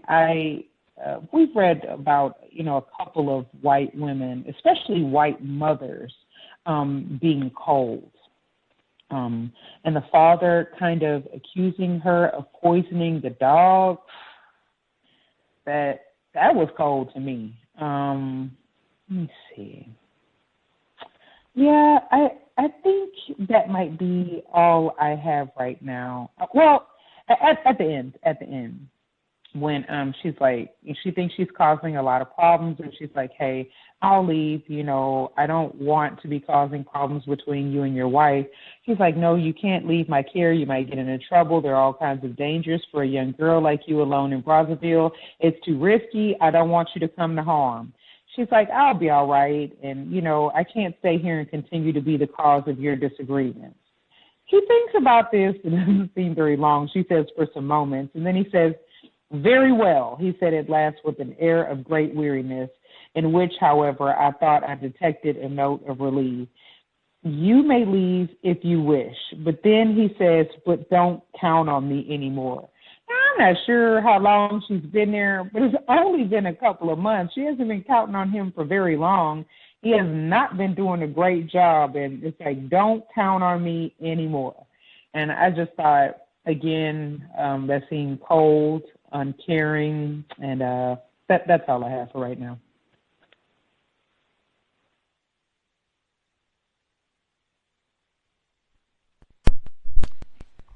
Cold, ice cold. Much obliged, Lauren. I guess it would be true. She hadn't been, it's not like she'd been staying there and hanging out for a year, 6 months even, much less, her whole 14 years of childhood. So, yeah, like, dang, what in the world? Don't keep coming around here asking me for money and all. I'm like, what? Did I get a charge card or something? Like, what is going on? Yeah, can I at least come by and get a sandwich every now and then? You can fork over a few artichokes, some sardines. I don't have food like that out here. I'm hungry.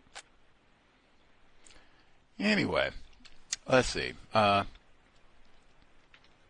Get to the emails as well. untiljustice@gmail.com. I highlighted that when she said he also, the dad, seemed cold in kind of giving her the boot here, where at the beginning of it, when she talked about Mother Superior, that's exactly what it is in the code. Mother Superior, Father Superior, like verbatim, as Mr. Fuller has called it, where she was pale and furious. Put those two together, saying pale. But email number 1, untiljustice@gmail.com. Let's see. Listener writes in, greetings, Gus, listeners, callers. The text reinforces for me the use of religion as a justification for abusing non-white people, most commonly Christianity, but now we are seeing it enacted in the so-called Middle East with the use of the Jewish religion to justify genocide of Palestinians. Religion of White Supremacy. Chapter 4. Number 1, to think for the 14 years I had been dying of hunger while everyone else ate.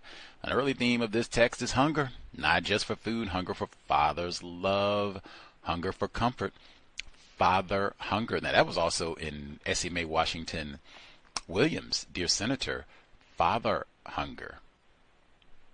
I don't remember her having as much the food hunger. It seemed like she ate, but it seemed like she had a weight problem, so I guess it would be the other way around if I remember correctly, but either way, father hunger.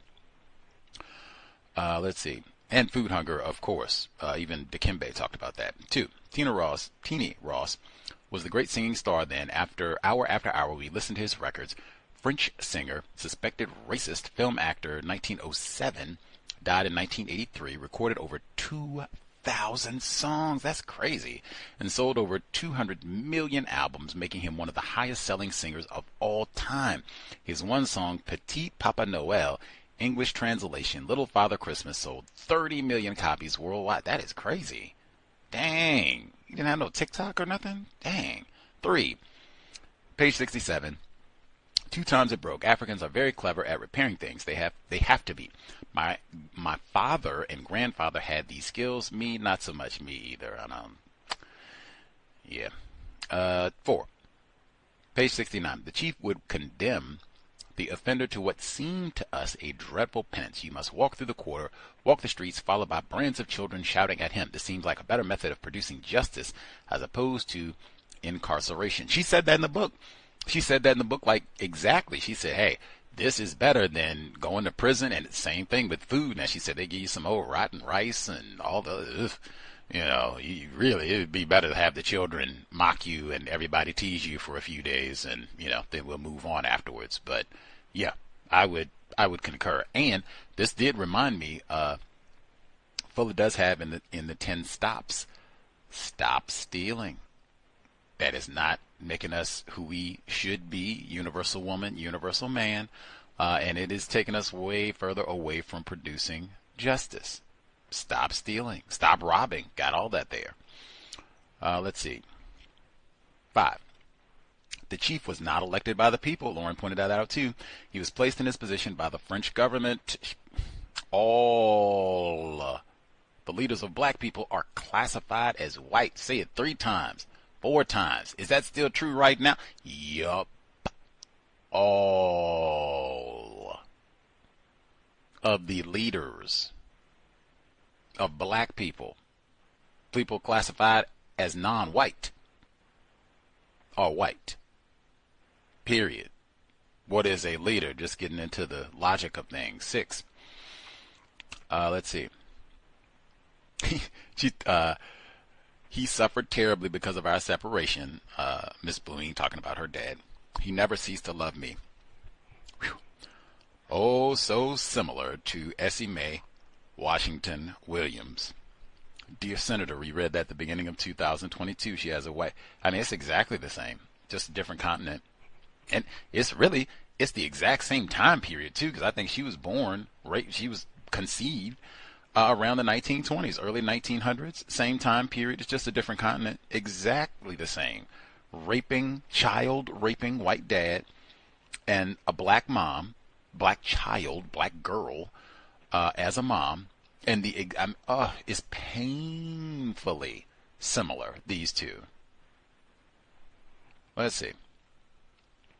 And then I have no idea how she concluded that he suffered terribly because of their separate. I don't know why she would even think that her mother, Josephine, is his only nigger gal side piece. If I'm going here and they're all over the continent and doing this and doing that, and I own niggers, got slaves here and there, why would she be the only one? Well, I might even have some white ones. Who knows? 7.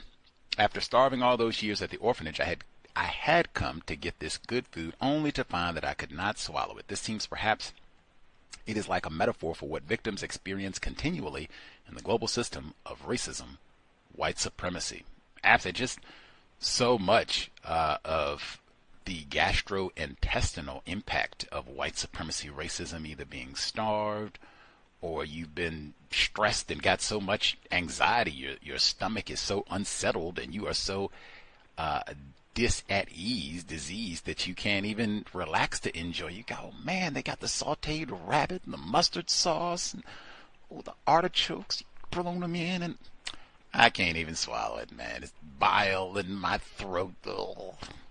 Why? Racism, white supremacy. Chapter 5. Oh, wait a minute. I don't think we got that far.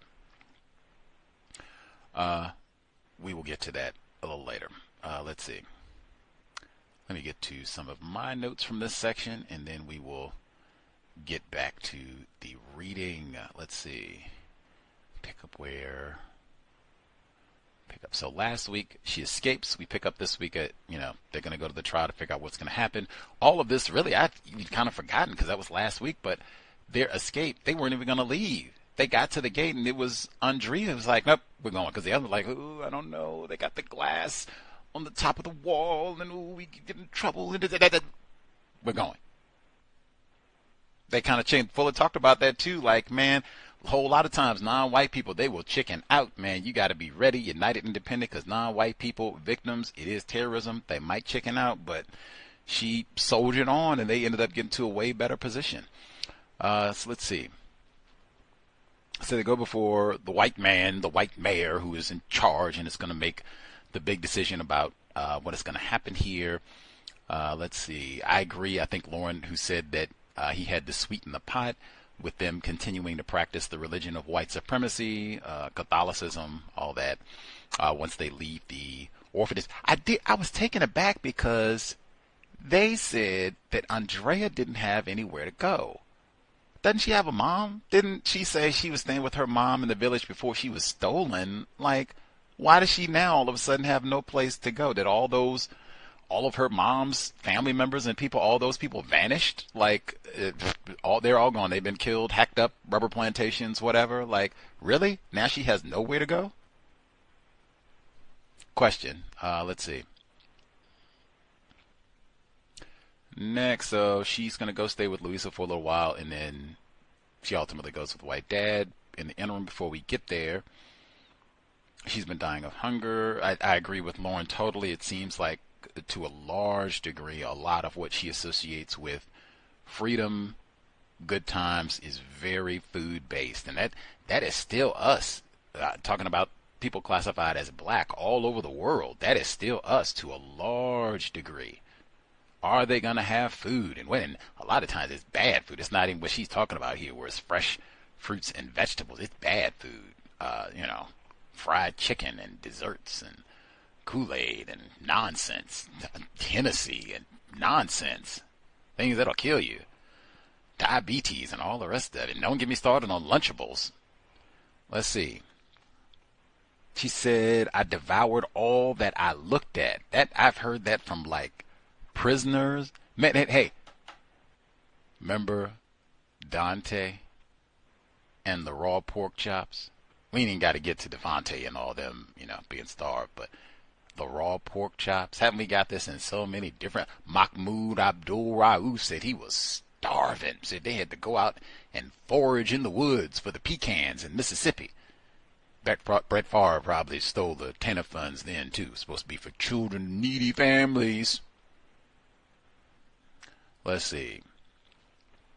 But just eat everything they can see. My stomach is always raw with hunger, but I almost forgot in looking at bunches of bananas, mangoes, and just all of the details about food. Like, this strikes me as someone who, oh yeah, they had made, like, deprived of food, starving. Remember, she was eating clay and got parasites and all that. Like, it reads like books that we've read before, where you see all the intense detail about, ooh, and the ripe bananas with the brown spots, and there was a fruit fly on the like, okay, you have not eaten enough. Got it. Let's see. The sugar, man. We have talked about sugar and white supremacy racism. I said diabetes, right? We've talked about that for years on the cows and the role and significance of sugar and the amount of black people that died to get those sugar cubes. Oh my God, the black people that died all over the world Jamaica, Louisiana, and sugarcane plantations. Oh, for the white sugar. And then that comes up again with the rum, but just first time around. So they go, she sees all these folks are eating and thinks this is just the greatest thing in the world. I was wondering, like, these people are probably like slaves or soon to be slaves in wherever this place is. Like, as all that, I'd have to see where does all of this go. Let's see.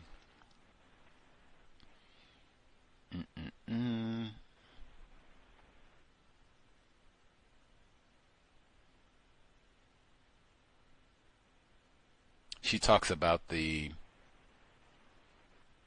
don't know, I guess her discomfort being around males because she just didn't have quite, I mean, she's the product of a 40-year-old white man raping her 13-year-old black mother. Yes, I would have issues with dudes too. And then remember she told us last week the soldier had pulled out his penis. She thought it was a loaf of bread. She thought it was a loaf of bread. Like, oh, wait a minute, that's not. And she was all this stuff. So I for sure would have issues with toxic masculinity, for sure. Toxic white masculinity would seem a lot here.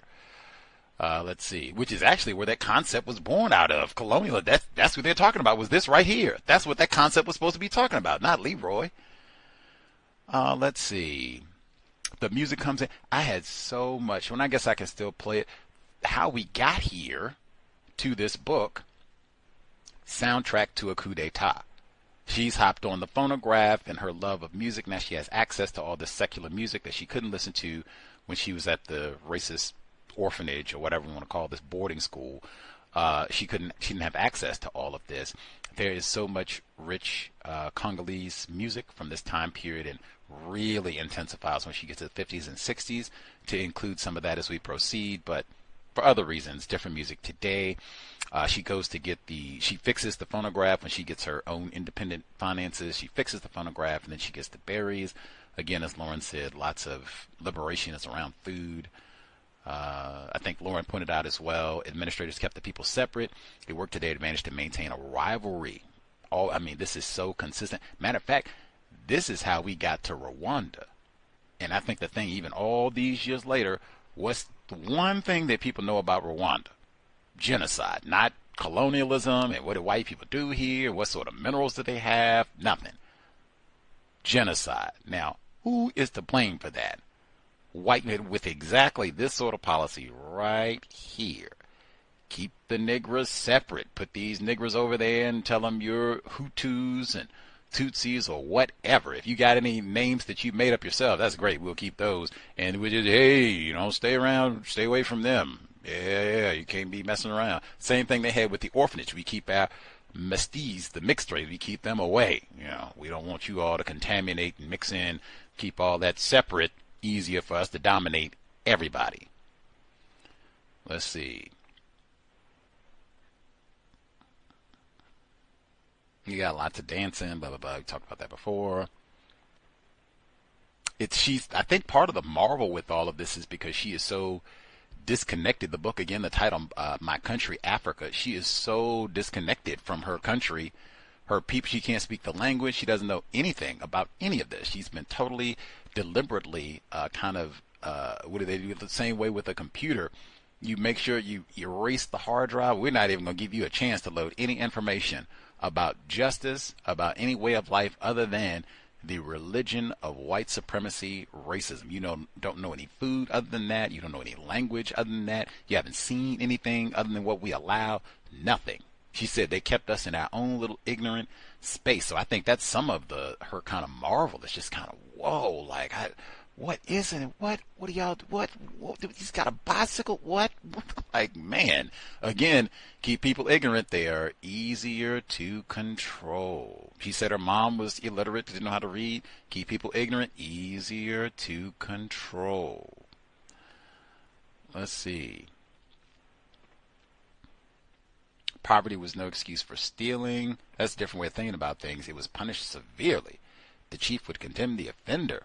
That, again, it reminded me, Code Book, Neely Fuller, where he talked about no stealing.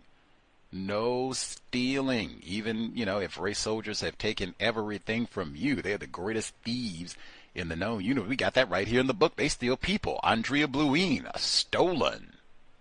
Steal children. But even then, you do not return the favor and go out and steal bananas or whatever else. Compensatory investment requests. Talked about that. Let's see. I thought it sounded like we might have had a teaspoon of black male privilege. They said when they would have disputes amongst the non-white people, the decision was always in favor of the man. Teaspoon of black male privilege, although it's kind of limited because they said that the chief, who you all already pointed this out, people who wrote in and Lauren as well, that the chief is put in by the white people, the leaders, so it's black male privilege, but it'd be like a teaspoon, I think. Like, let's see. In our part of Africa, the women don't let the husbands beat them as they do in some Western African countries. Sometimes it even happens that it's the woman who beats the man. Yikes. That's not an improvement. Wait a minute. I don't think. The first time, last time, for everybody. First time, last time, no hitting. We don't want any beating. Nobody should be universal woman, universal man. That should be around the world. I would be curious, like, was that true then when this was written? How is that in one place you can have females who tolerate beating and all that, which is not cool at all, and in the other place they got their more correct thing, like, whoa, we don't do first time, last time, we don't do that. I would be curious as to how that worked out. Anyway, let's see. Alcohol was welcomed. That's what we got, the rum again. The Chiefs adored a bottle of Pernod.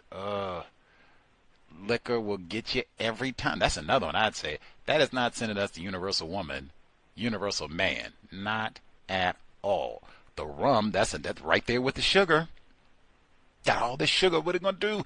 Rum.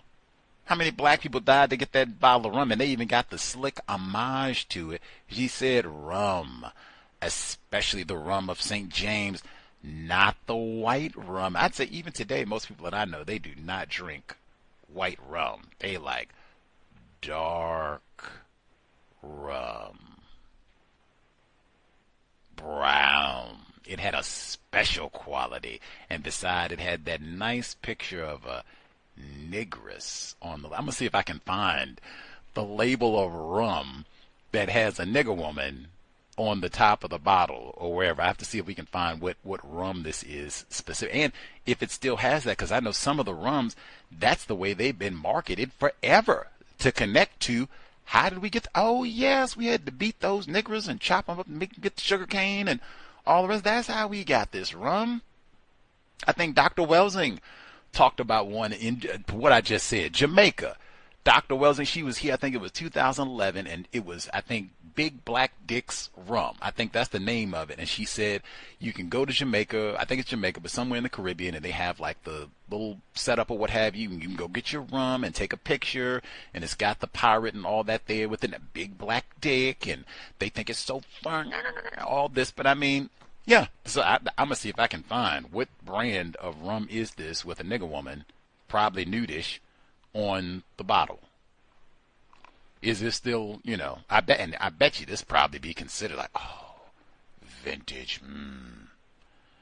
Let's see. You already talked about Chief was not elected by the people, by white people. He was inevitably a man. See, I said he got like a teaspoon. See, because they could have picked, white people could have picked a black female, but they didn't do that. See, we're gonna let you have a teaspoon of black male privilege. Now, don't get uppity. Think you're gonna get no mulatto woman or nothing, but you can have a little bit of black male privilege, just a little bit. Let's see, because you don't pick somebody to get too uppity. See, looking for justice. I love that she said justice. She didn't fool around. Just a whole lot of other words. She could have picked French, all that. Something I'm gonna have to check too. Was this book written in French when it first came out? That's something we should check as we proceed. It would be hard for me to fathom, like, really? I don't even think Patrice Lumumba spoke English. I'm going to have to check to see, like, how would she be a native English speaker? She wasn't a native English speaker, so How would she write this in English? I'm going to have to go back and see. Like, this book could not have been written in English the first time around. Either way, whatever. I love that she said justice. Let's see if this was written in English, and we'll continue. Let's see. The Congo River. She's so, like I said, she doesn't know anything about all of this. They've kept her ignorant about. They could have been learning at least about the Congo River. Like, Jesus Christ, you're right next to it, and you're in school with the nuns. Like, we can't learn about the river. Shh. Just gonna sing about white guy. Like, what? What? Hail Mary for Mother Superior. Yeah. The Congo River is the deepest river in the world. How deep is it, Gus T? Facts? I checked while I was looking. Now, they do have one article that said it's 720 feet, which is astounding to Gus T, but the holdup was we're not really sure how deep it is, but it's really, really deep.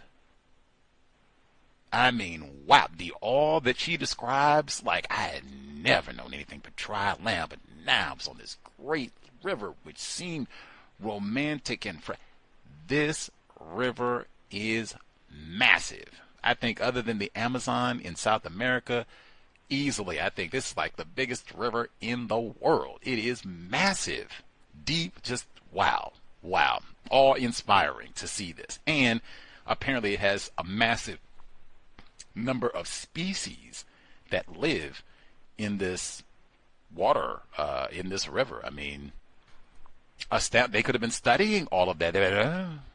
Just gone religion of white supremacy. Let's see. She said, I'd never experienced any tenderness from her father. I can only believe that I was being taken to a whipping by my father. I was a prisoner on this boat. True. Being delivered to him in spite of the kind things my mother said of him, in spite of her conviction of his goodness and of my welfare with him. Even I've got to stop right there. Her mother's conviction of his goodness. This 40-year-old white man raped you at 13. He's an adulterer and a child rapist. And he stole your child. Remember, she told us her mom was watching the boat them sail away, and she's furious and upset and all this. I know she said she blamed Henriette, the white woman, for this, but I mean, really? He's a white man. He couldn't have intervened, like I said back then. Like, hey, this is my favorite side piece, and she's really upset. Maybe we shouldn't steal her child. I don't know. Dear Essie, man. Ugh, tragic. And she was 13. Raped as a child. Lots of ramifications. I was convinced that when I was handed over to this man, I would receive the whipping of my life. That's what she ran away to escape. Imagine that. I'm starving. I've got parasites. We had to climb a glass-encrusted wall to escape. And then they go and judge, and we're going to go and stay with my dad, and I think I'm just going to get lashed again. What? Man. Let's see.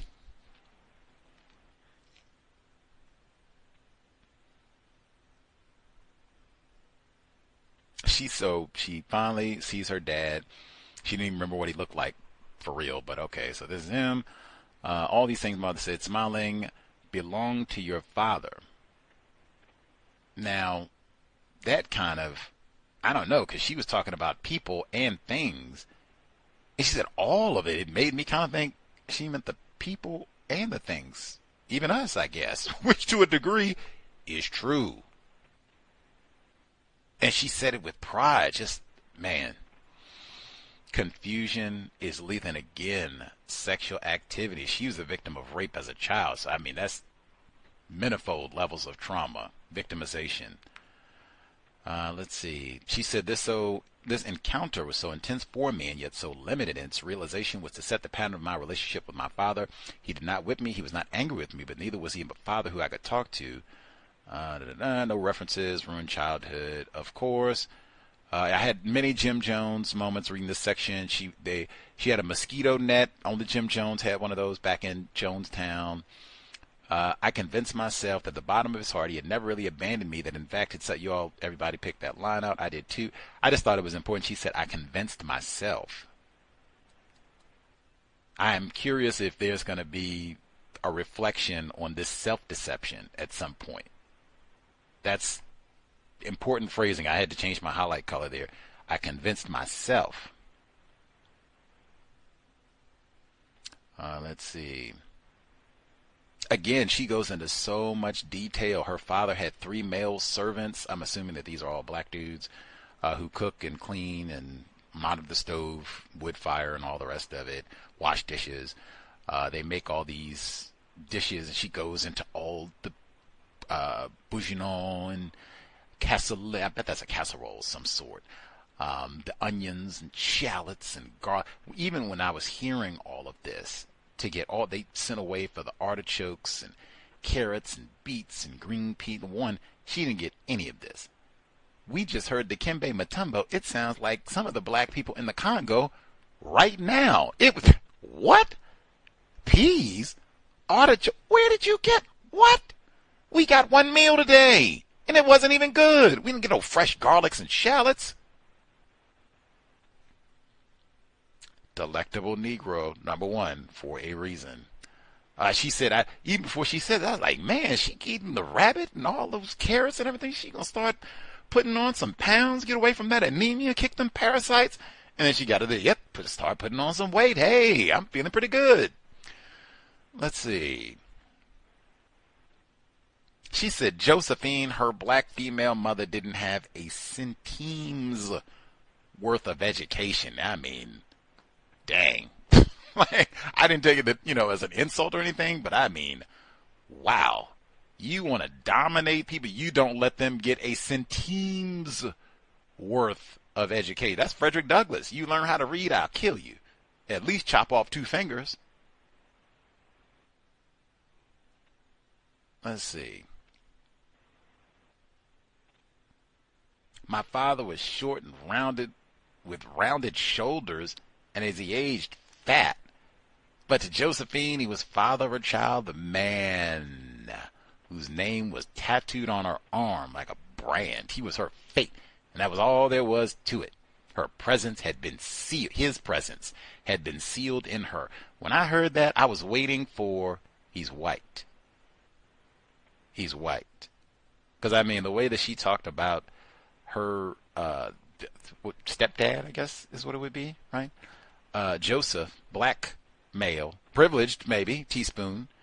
He wears white, crisp white, clean, iron, professional, upstanding, moral, not raping children.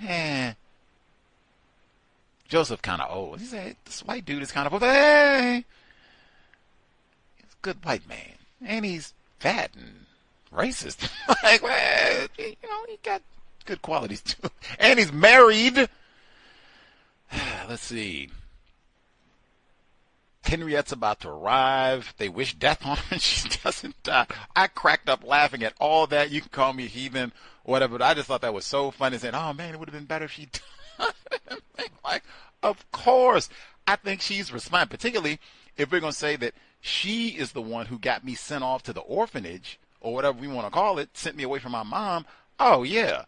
Wish death and distress. Yes, of course I wish the plane had fallen out of the sky. Jesus Christ.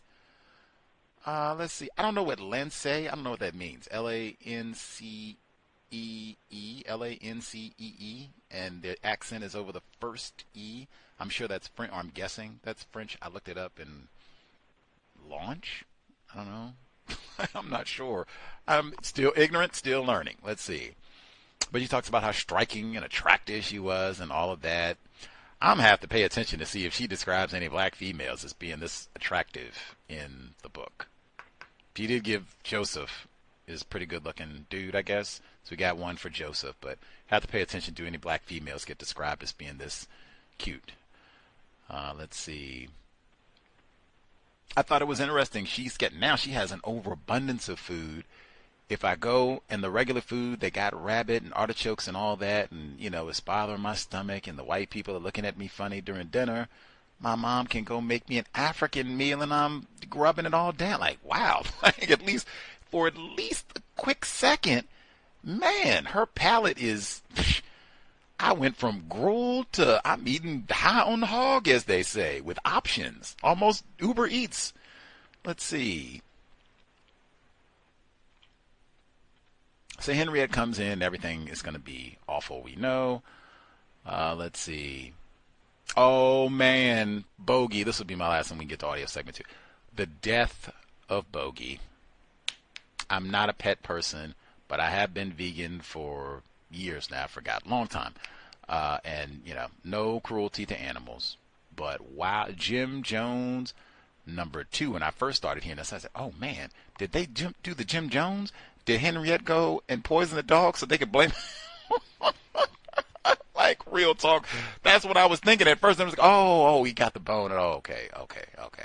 But that notwithstanding, can you imagine being a child? I'm 14. We crawled over glass, literally, to get out of the orphanage. Mom has been raped. People pulling their penis out. We eat gruel, got parasites. We're eating dirt, basically. All of this.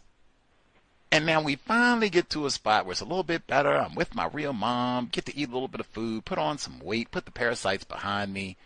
And now they accuse me of killing the dog?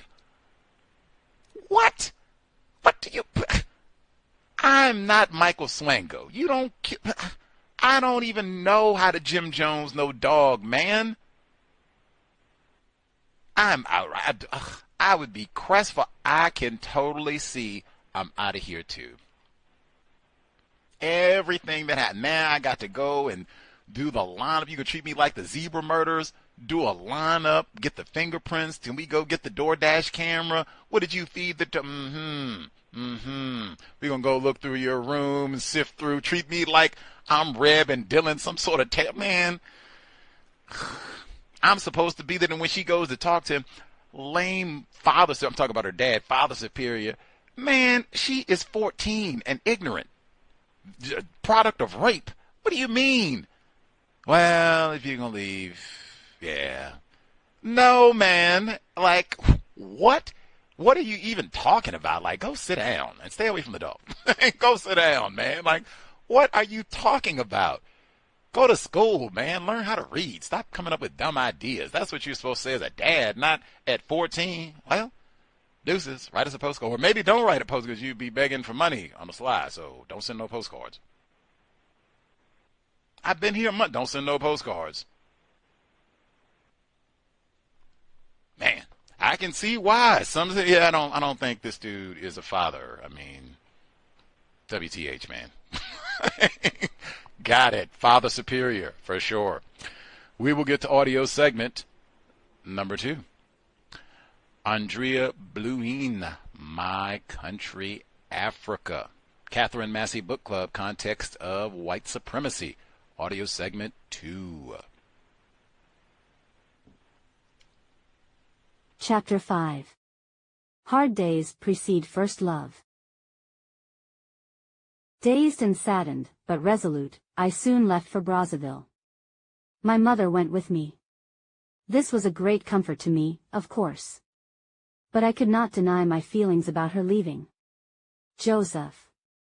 He was a rare man, and precious to me. I felt revolted by what my mother did to him. For a short time he had been what I needed, a father whom I could love and trust. He owed me nothing, yet he accepted me as his daughter. In his goodness I found the repose of heart on which human affection is built.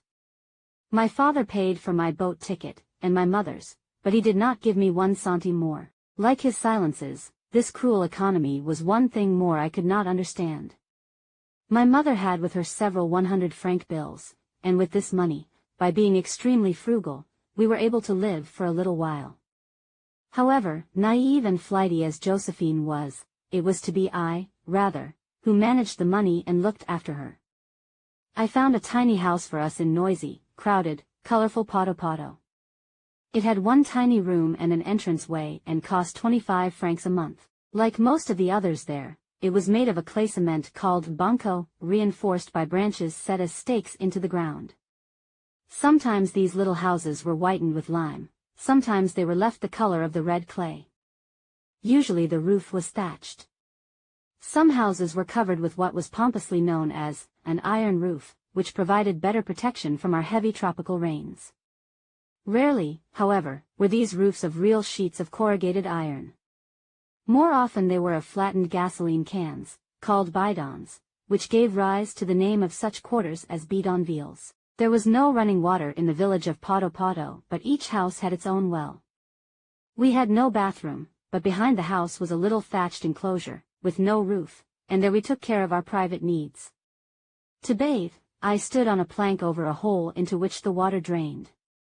The sky was blue above, I was alone and enjoyed a refreshing scrub while the animated life of the quarter continued to flow around me. Brazzaville was divided into two sections. The blacks lived in Poto, on the plain, the Europeans lived on the plateau, which, being higher, is cooler. Some of the older girls of the orphanage who made their living by sewing gave me the names of a few white ladies on the plateau who might need mending, sewing, or embroidery. With several addresses in hand I went prospecting. It was necessary to go almost from house to house, which I found painful. Rarely was a door open to me, even to ask what I wanted. When a white lady saw me entering her property she would say to her boy, "Ask what she wants, that girl of mixed blood there." And the boy, echoing the haughty tones of his mistress, would call out from the window, "You there, what is it you want?" It was by the window that we were questioned and given a refusal. If there was any work to be done, then we were sent to the rear to enter through the kitchen and servants' rooms. Many of the houses before which I stood, humbly presenting myself as a seamstress seeking work, were not as fine as the house in which I lived with my father, but that did not count now. I was willing to work hard, as I had promised my father. But the contempt with which I was often sent away added a dimension to gaining my livelihood that my father could never have known. Each time I was scorned from the windows was to me like another lash of an invisible chicot. Still, when work is done well, the news spreads. One of my white ladies would tell another, say, "I have a little metis who doesn't sew too badly." Even if she said it with a patronizing disdain, the essential thing for me was that I gradually built up a clientele. The sewing machine that I rented for my work often broke down, and I learned to pamper it and repair it myself. It was operated by a hand-turned crank. I could not afford a modern machine that ran by rocking the feet, that was far beyond my poor means. With one hand I turned the wheel, with the other I carefully guided, inch by inch, my cloth through the path of the needle. When a dress was finished I earned only 2 or 2½ francs. For a really special dress with flounces and special effects, I could charge 4 francs. The price included fitting 4 times, which required walking back and forth between my client's house and mine, some 5 or 6 kilometers each way. It took me about a day and a half to make a dress. I often worked late into the night, by the light of a storm lantern or candle, to finish. The furnishings of our little house were simple. A cord was strung up to hang our clothes on, or we folded them neatly in a pile. But I had so few things, it didn't matter. My great luxury was my table, on which to do my sewing. Fortunately the roof extended a meter or so beyond the entrance to the house, so by hanging a straw mat from it, I created the illusion of a second little room. It was much fresher here, where the air circulated, than inside, so this was where I placed my table and worked all day. Our first bed was a canvas cot, which friends loaned to us. About a month later I got my own bed. A woman who respects herself begins with a decent bed in her home, that is the first thing, I told myself. I had a carpenter construct for me a bed of very ordinary, unpainted wood. The night the bed was put in its place I could not stop looking at it. The blue cloth with which I covered it was of poor quality, but what did that matter? It was mine. To protect us from mosquitoes I hung a net over the bed, fashioning the wings of the net myself. That night I was so happy, gazing at my blue bed, with the gauzy mosquito net, that I let my candle burn a long time. For me it was one of the most beautiful nights that one could have. With my first money, at last I was in my own bed. Later I bought muslin for sheets. I did not wash the fabric before I stitched it into sheets as I wanted to enjoy them absolutely untouched in all their newness. To have something brand new, of my very own, was for me a marvelous experience. There were not many people of mixed blood at that time, as there are now. The Métis and the Métis were still a rarity, but they lived at poto with the blacks, for the most part, in harmony. I felt that I was accepted by most of the people, although there was some jealousy of my fair skin among blacks of my own age. But one's relations are a reflection of one's attitude.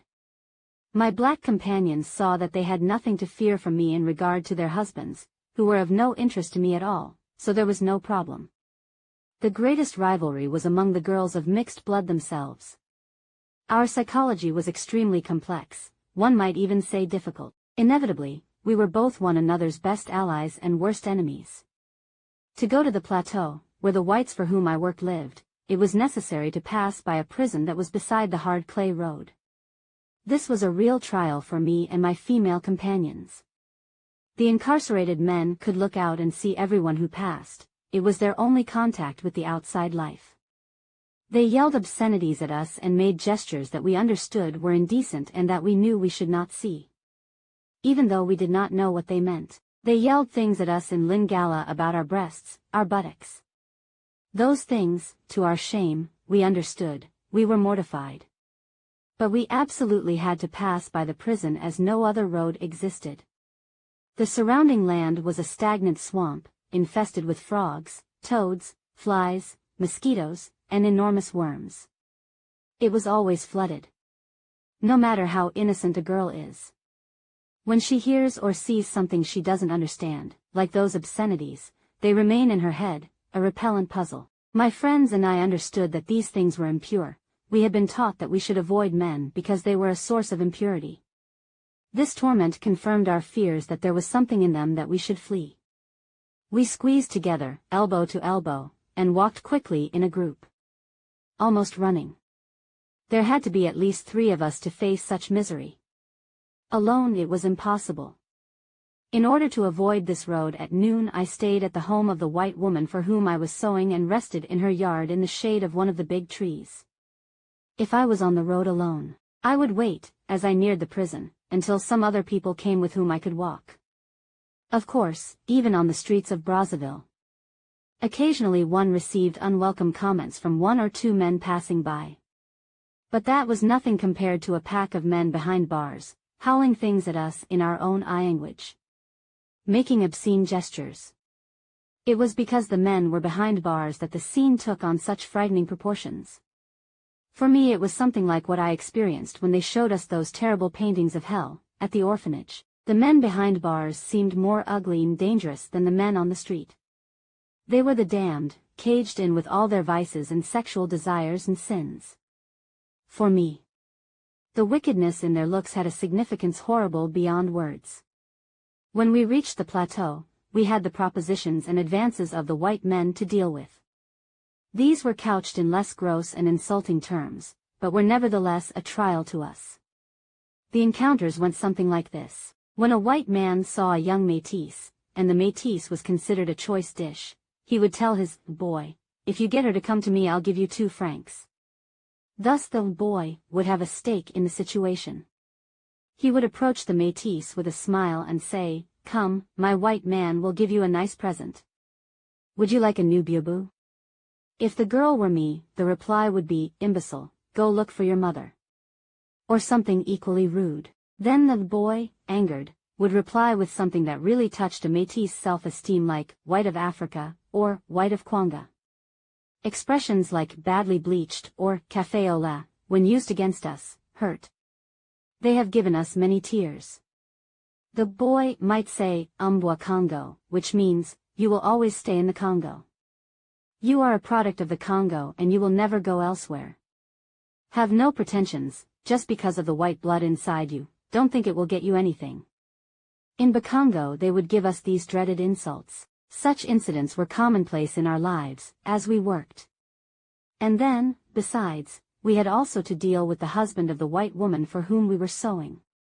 Behind her back he would try to pat our buttocks or brush against our breasts, which of course we had to conceal from his wife, because if she saw such a thing happen, we would be in serious trouble with all our white ladies. When our work was finally done and we were free to go, we still had the long road, past the prison. All for 5 francs a week. The tension was constant and we were always on the defense. If possible, we tried to get enough sewing or mending to do that we could stay home for 2 or 3 days at a time. If we could get a big job, like a tablecloth to embroider, which would take a whole month, that was considered marvelous luck. One could earn 20 francs and avoid the long walk in the sun, and all those dreaded confrontations. Often, at the end of a day we would be close to fainting from exhaustion because we did not have money for a little food at noon.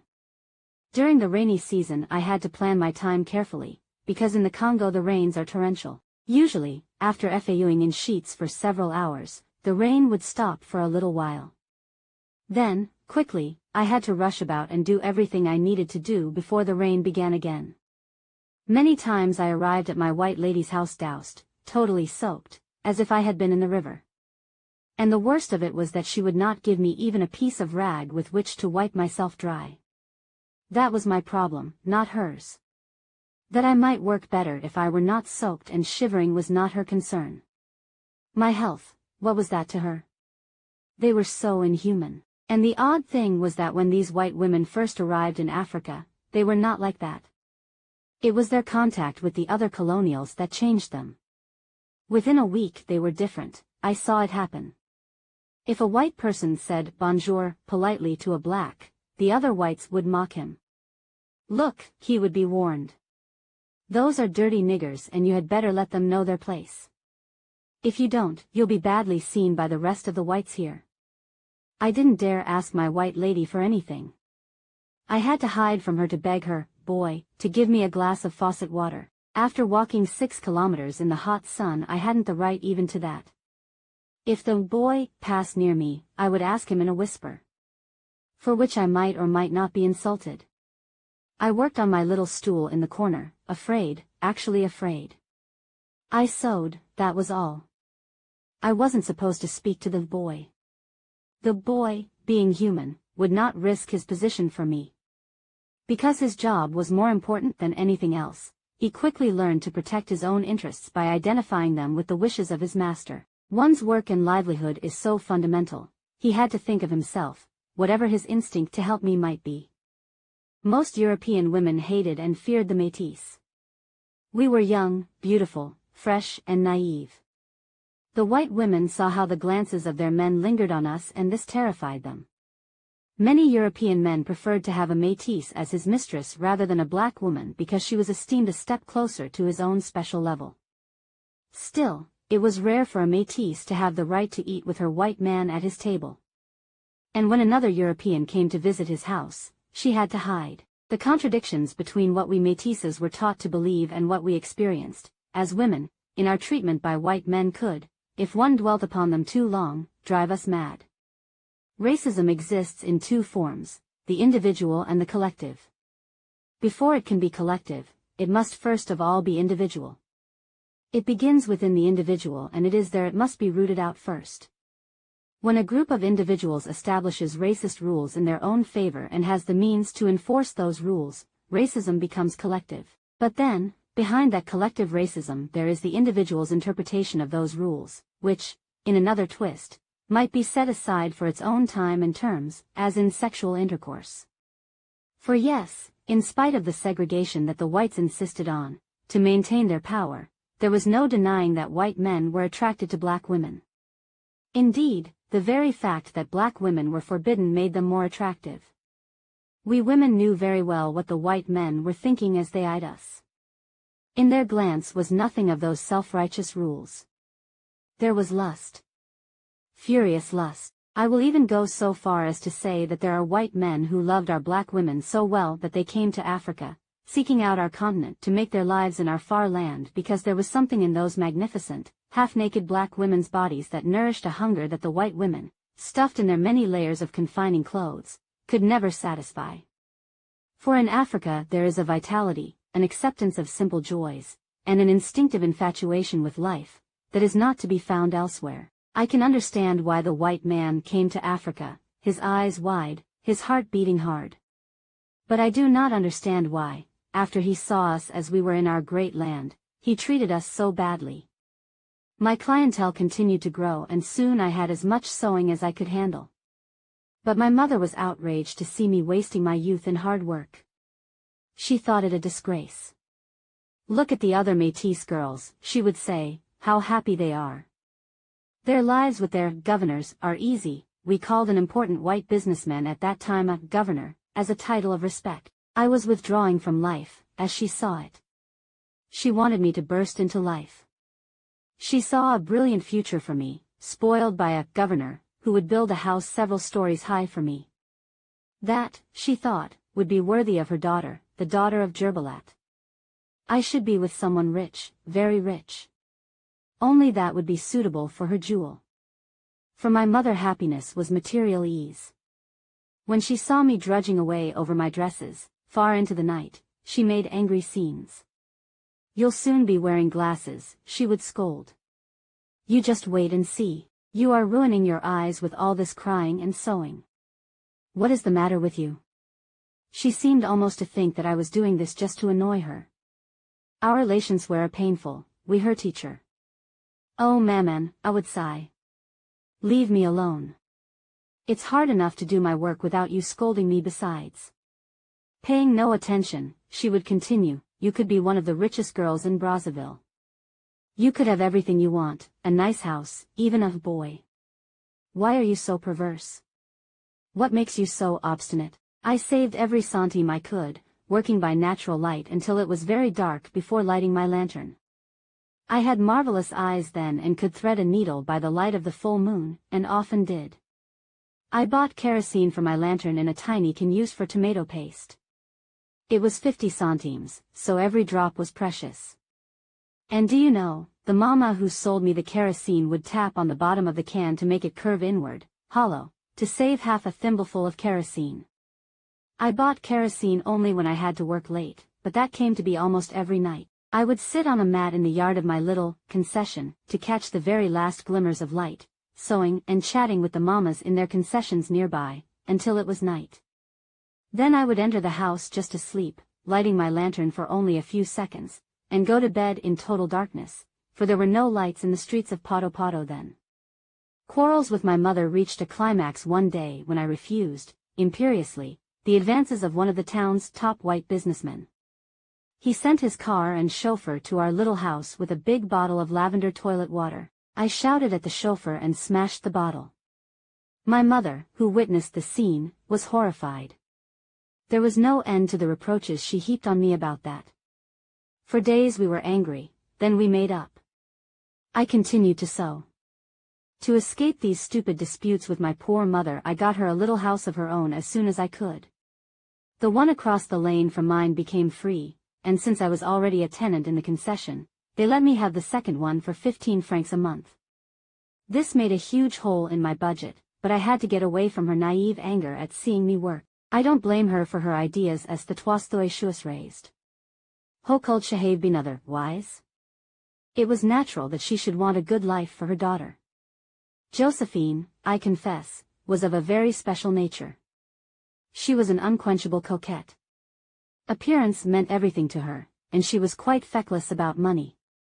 The important thing, to her, was to have a new pane every Sunday. She found it unbearable to be seen in an old one. From the Portuguese peddlers in our quarter she regularly bought the highly colored cotton print cloth from which pagnies were made, and each Sunday she proudly sashayed out in her new pane.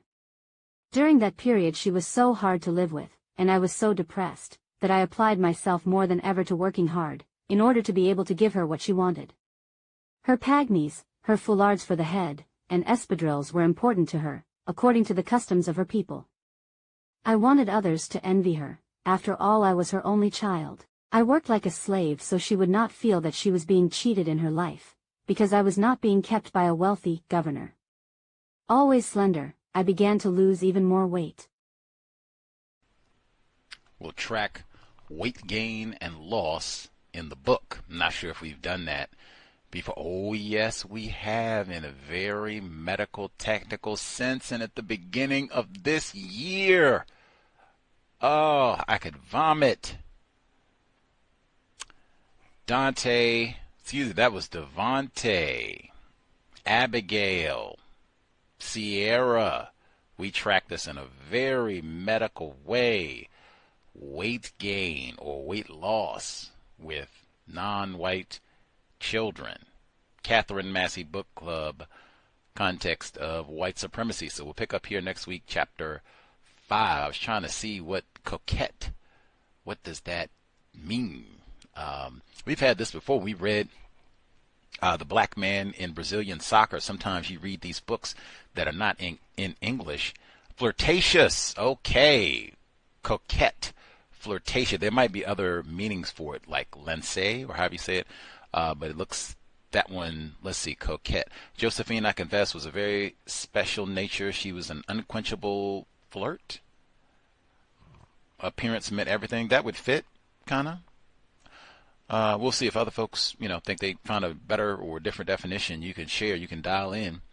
The number 605-313-5164. The code 564943 pound. Press star 61 if you would like to participate. The email untiljustice@gmail.com. Let us know. Some of the terms that she uses are important. And as I was checking, this book was not originally written in English. Like I said, it would have just stunned me. Like, how would that be? Not that, people are very smart. Dikembe Mutombo, of her native Congolese, he spoke, I think, 5 languages. You heard him speaking. He spoke English. I think he spoke French too. Matter of fact, I think he learned English through French. And he knows some of the African dialects, so very intelligent. But it would have just stunned me if she had written this book in English. She wrote this book in French, and then it got translated. So, right on. I guess we keep that in mind. So I'm glad it did. But in this book, I think someone wrote in, the caller who emailed said that they didn't see a lot of information online about this book. Miss Blouin's non-white daughter is apparently working on a documentary for this project about her mom and this book and all the rest of it, and putting more information together. She said this book not originally written in English. She was talking about the collaborative project of putting all of this together, working out all of this, and just trying to share some of the archives, written memoirs and all of that, notes and what have you, that she's collected all through the years. I think her daughter speaks French and English, probably a few other languages as well, intelligent, all the rest of it. But yeah, anyway, so we'll, I guess, keep that in mind as we proceed, that this book was translated. Oh, and that was the other portion of it, that this book was not originally intended for a widespread audience. This book was originally published for academic circles. Normally when I hear that term, I think white people. Now, it is the case with this book, maybe academic circles in the Congo. That would probably be black people, maybe, or academic circles on the continent on the whole who are studying colonialism, what have you, the history of all that, maybe. I would have to look and see, because you have a lot of people on the continent who speak French because of white supremacy racism. But man, normally when I see that, when they say this was not intended for a widespread audience, this book was intended for an academic audience, oh, this was a book intended for white people. That's something I have to keep in mind as we proceed as well, that wow, this wasn't even something, they didn't even have people like us in mind to read a book like this to get all these details. Any hoodles, let's see. If you have commentary, don't wait till the last minute to dial in. Get a hand up. I'll finish email number 1 and then get to folks who dialed in. Let's see. Chapter 5, if we started now. My father paid for my boat ticket and my mother's, but he did not give 1 centime more. Like his silences, this cruel economy was one thing more I could not understand. Tragic arrangements lead to so much confusion in the offspring. Absolutely. And even people who have other non-white people who have contact with those offspring. I submit. Obama. 2. Brazzaville was divided into two sections. The blacks lived in Pato Pato, and the plain, the Europeans lived on the plateau, which, being higher, is cooler. Areas with predominantly black people in the U.S. being hotter has been discussed on the cows often. We need more trees in black neighborhoods. Alexa Spencer, 41723. We have talked about that a lot, even had guests on the program to talk about that in the trees, all of it. I bet that is, well, I don't know if it would still be the case now, but I would be curious to know who lives on that region now. 3. White ladies would tell another, say, I have a little metis who doesn't sew too badly, even if she said it with a patronizing disdain. The sewing machine that I rented for my work often broke down. Similar to current struggles of black U.S. entrepreneurs, contempt for whites' fewer resources in spite of having equal or superior talent. For sure. Number 4, the greatest rivalry was among the girls of mixed blood themselves. We were both another's best allies and worst enemies. Our worst enemies are classified as white. Say it 8 times.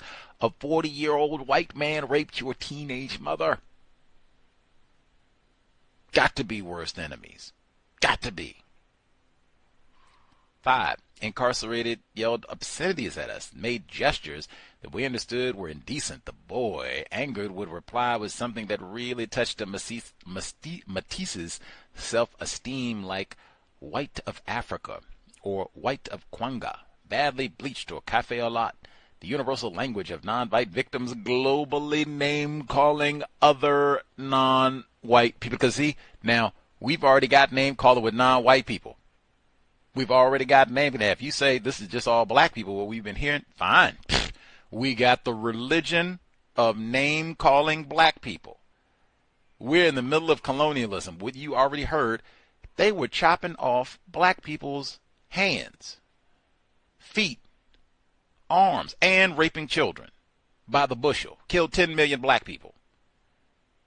Now, if we too scared to name-call white people, that's understandable. But I mean, even looking back on all this, that's not worthy of name calling. But Leroy got coons and coons all over the world. The only people that get called names, black people.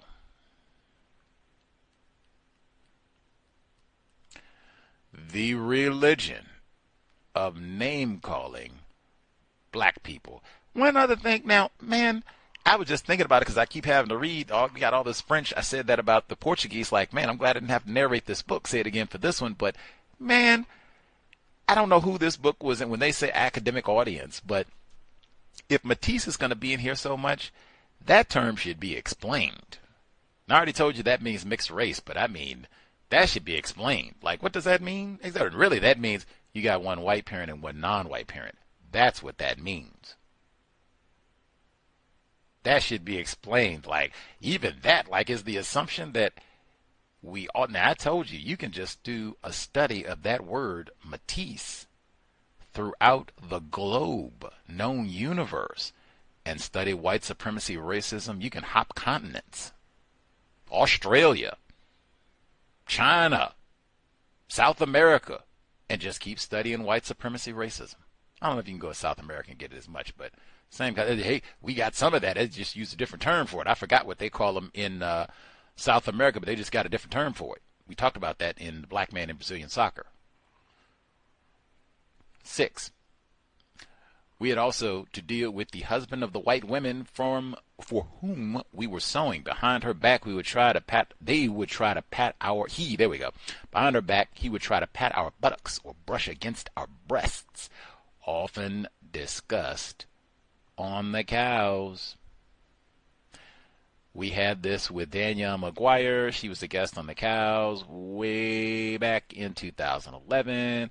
This is In the Warmth of Other Suns. Isabel Wilkerson's one amazing book that we read on the Katherine Massey Book Club.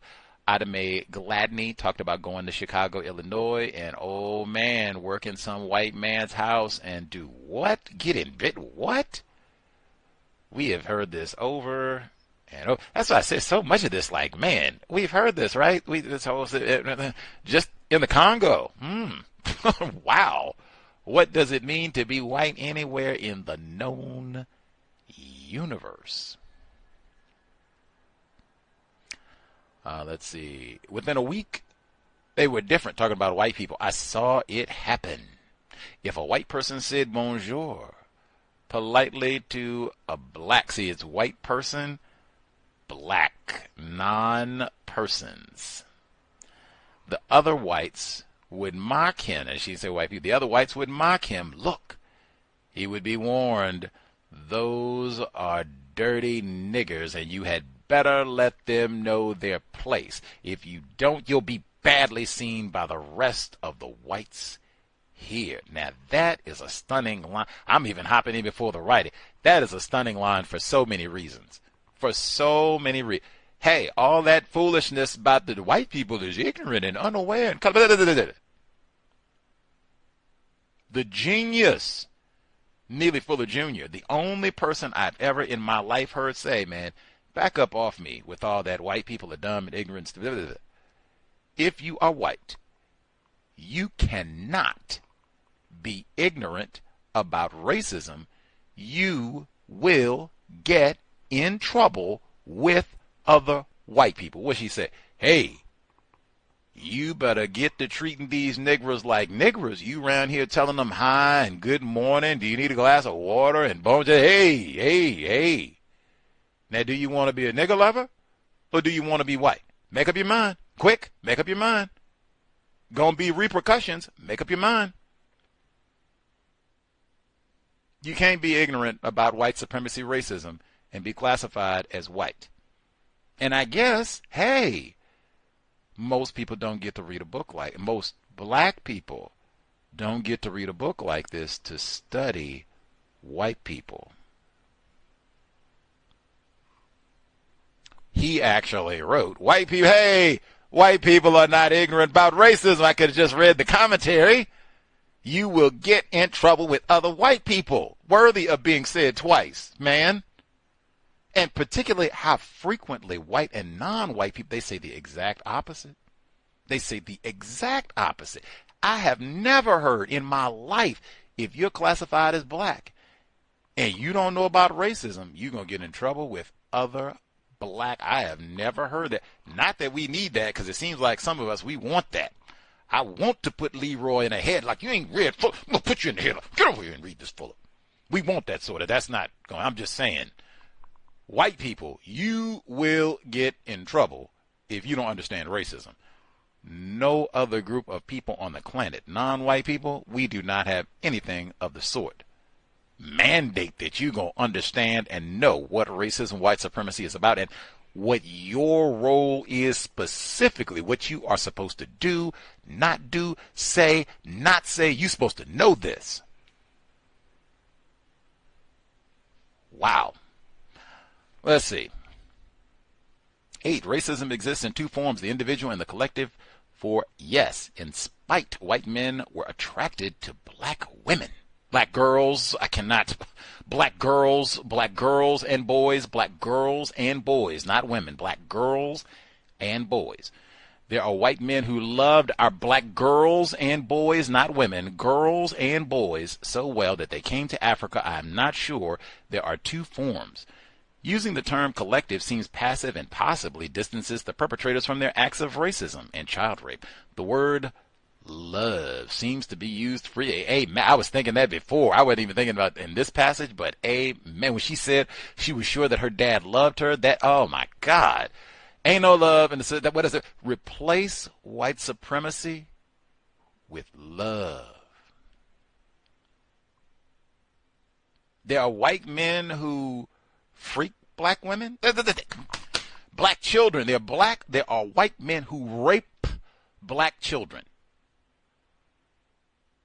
That's what that passage should have been written. That might even be a translation. What did she write? And then what was the translation? Either way, it should be white men for years raped black children. And then you could extend that back to the plantation. You could bring it forward to IMF. Jimmy Savile, we're kind of there too. Dominic Strauss-Kahn, that's what I was thinking. Dominic Strauss-Kahn. You know, he got arrested. That was here on U.S. soil, but that's French politician Dominic Strauss-Kahn. So he can bring it all the way through. It's child rape, exploiting people that are in vulnerable position. That's what they love to do. Love, no, get out of here, man. Love. Let's see. 9, look at the other Matisse girl. She would say how happy they are. Their lives with the governors are easy. We called an important white businessman at the time a governor. She saw a brilliant future for me spoiled by a governor who would build a house several stories. Oh, my God, I could vomit. I could vomit. I could vomit. I could vomit. I highlighted that, but oh, I could vomit. I could vomit. I could vomit. Does this remind you of Dear Cynthia? Did she say that too? Like, hoping you could get a white man. I'm trying to think. I don't think that was in Dear, because she obviously married a black male, but whew, man, oof, I could vomit. Okay. So she'd be proud to have her daughter be a concubine? Hey, yes. Yes. You'll be taken care of, material comfort. You won't have your hands chopped off, hopefully. Life, and you get to eat, hey, you get all kinds of good victuals. You eating high on the hog for the rest of your life. Yes, and have heard that in this part of the world as well. That's the best you can hope for. Be a concubine, belly warmer. They got that in Roots, man. They talk about John Amos. He passed away. That's in Roots, man. Be a belly warmer for what? That's the best you can hope for. Hey, he's 45 and I'm 12. Hey. If you live to 22, that's the best it's going to get anyway. So, take a good thing while it's here. I guess it should bear repeating. At the time that they were having this discussion, I did mention they were chopping off black people's hands, feet, arms. They killed 10 million black people in this region at the time this was being discussed. So, we'll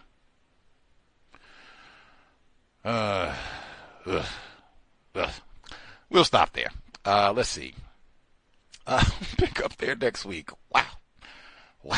I'm glad I read that. That was on, her daughter built a website for Andrée Blouin. It's her name, AndreaBlouin.com. I'm glad I read that. This book was not intended for general population. The caller who said they were looking for info online about this book and I didn't really see anything, that's why. This book was not intended. And in fact, this book went out of publication. So probably not a whole lot of people read this book, and then probably not a whole lot of people have copies of this book to have read or commented on or whatever, especially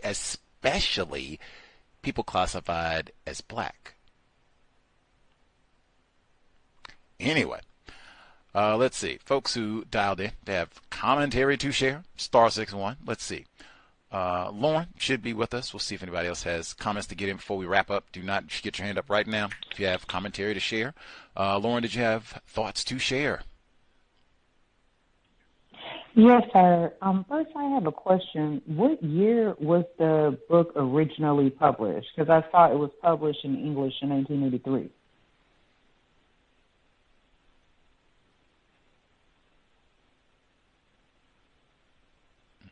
It looks like that might have been the first publication of the book. 19, I'm looking back. Okay. Maybe, take that back. Oh, yeah. Maybe it did get published the first time in 1983. Looks like that might be the case. And then it looks like there's a collaborator here, Jean McKellar. So it might have been that, it got written. She wrote it in French, and then they published in English. Mm-hmm. Jean McKellar published this English version in collaboration in 83.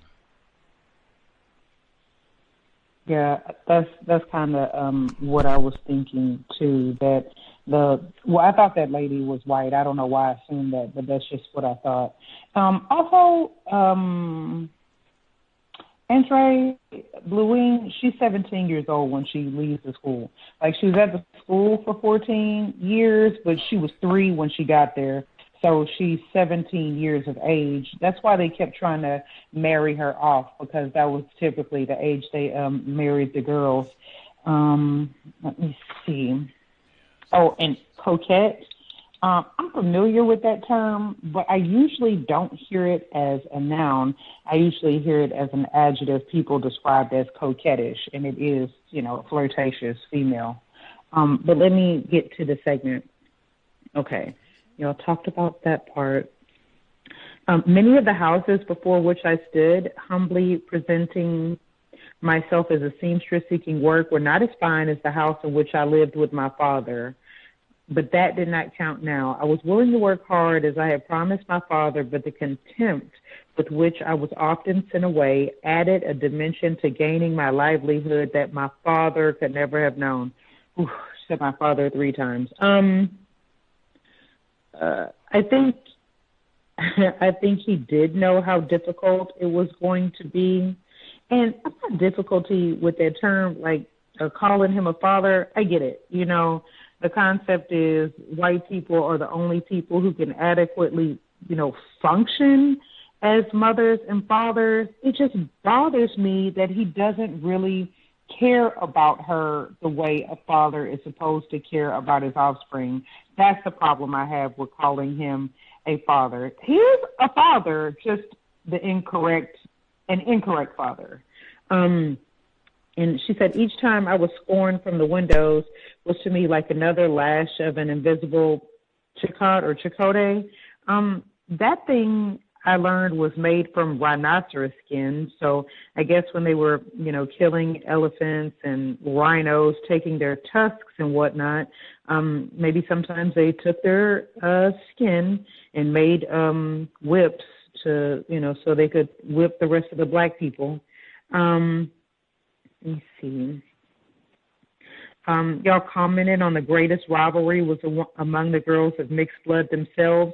Our psychology was extremely complex. One might even say difficult. Inevitably, we were both one another's best allies and worst enemies. Now, I didn't think the psychology was extremely complex. It seemed simple. We're taught to interact with one another in a non-constructive manner. The competing, showing off, I thought that was typical of non-white black people. When she described like walking down the streets of Brazzaville, and she would see she called them a pack of men behind bars. She said, for me, it was something like what I experienced when they showed us those terrible paintings of hell at the orphanage. The men behind bars seemed more ugly and dangerous than the men on the street. Now, the men behind bars, I thought to myself, were black males. And then she described the encounters, the way she interacted and thought about the white men. Said when a white man saw a young metis, and the metis was considered a choice dish, he would tell his boy, if you get her to come to me, I'll give you 2 francs. Thus, the boy would have a stake in the situation. He would approach the metis with a smile and say, come, my white man will give you a nice present. Would you like a new boo-boo? And I thought, I don't know, man. If you're choosing from black males in jail that you associate with the paintings of hell and these other white men who are definitely speaking to you in an insulting manner, but they can do some things for you. She's in such a pitiful position, living, just her living conditions are not great. I could see her wanting to engage with a white man eventually because, number one, the way she feels about her father. And she could tell her mom didn't really like the black male she was with, but she really seemed to like the father. That wouldn't be, neither one of them seemed like great options, jail or someone taking advantage of you in a racist manner. She said most European women hated and feared the metis. We were young, beautiful, fresh, and naive. The white women saw how the glances of their men lingered on us, and this terrified them. Many European men preferred to have a metis as his mistress rather than a black woman because she was esteemed a step closer to his own special level. I don't think the white women were terrified of them. I think the white women were just jealous and angry. And let me see. Also, I put this in red. The contradictions between what we Métisses were taught to believe and what we experienced as women and our treatment by white men could, if one dwelt upon them too long, drive us mad. I think that part was really important because she's saying, hey, if I think about this too much, I could go crazy. We all could. And then when she talked about white people and the racism being individual and collective, it didn't really make a lot of sense to me. I'll say that. And saying that the individual racism comes first, then the collective, I don't even think that's true. White people are collectively racist. And whenever there's a new white person, like they have a baby or a child, they teach this offspring to be racist as well. There had to be a first white person who practiced racism, but that was hundreds of years ago, at least. At this point, they teach every white person to practice racism.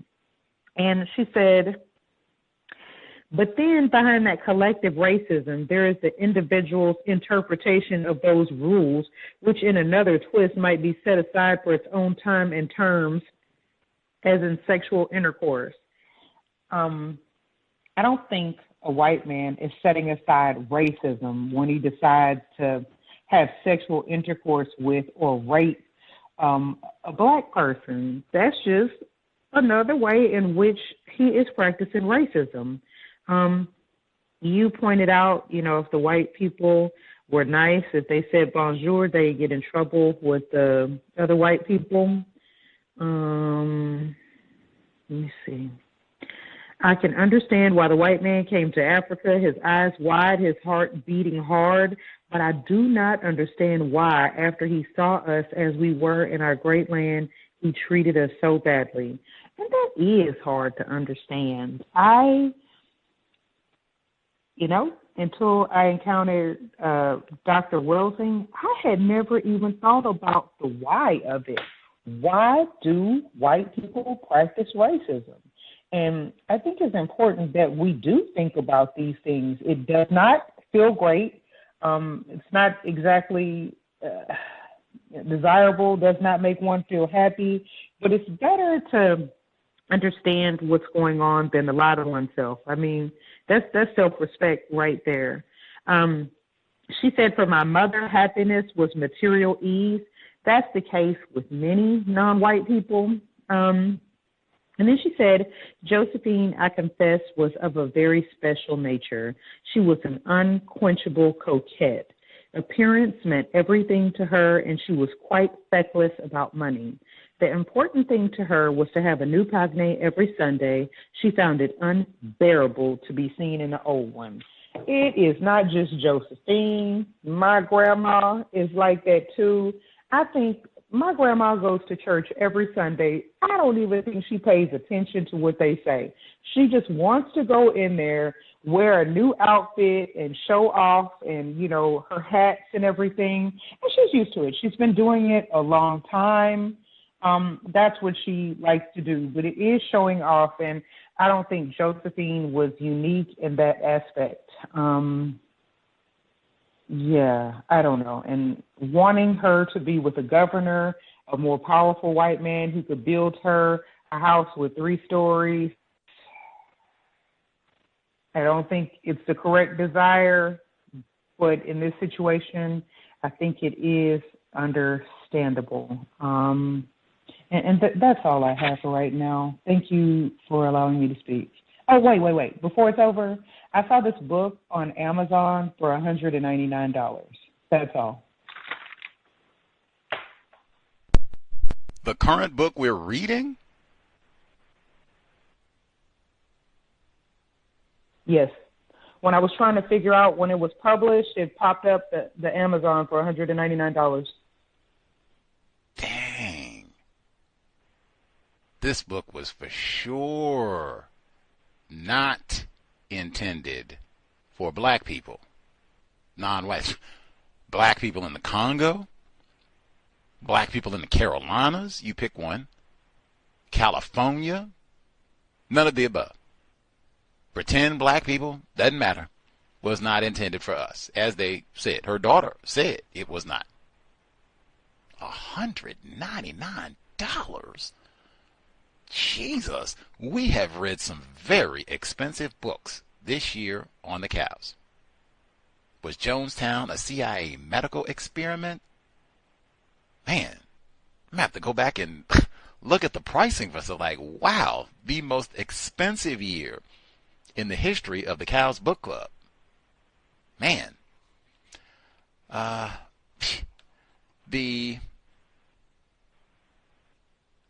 Lost my I did check, unless I've been mistaken, the collaborator, co-author, ghostwriter for this text, Jean McKellar, is a white woman.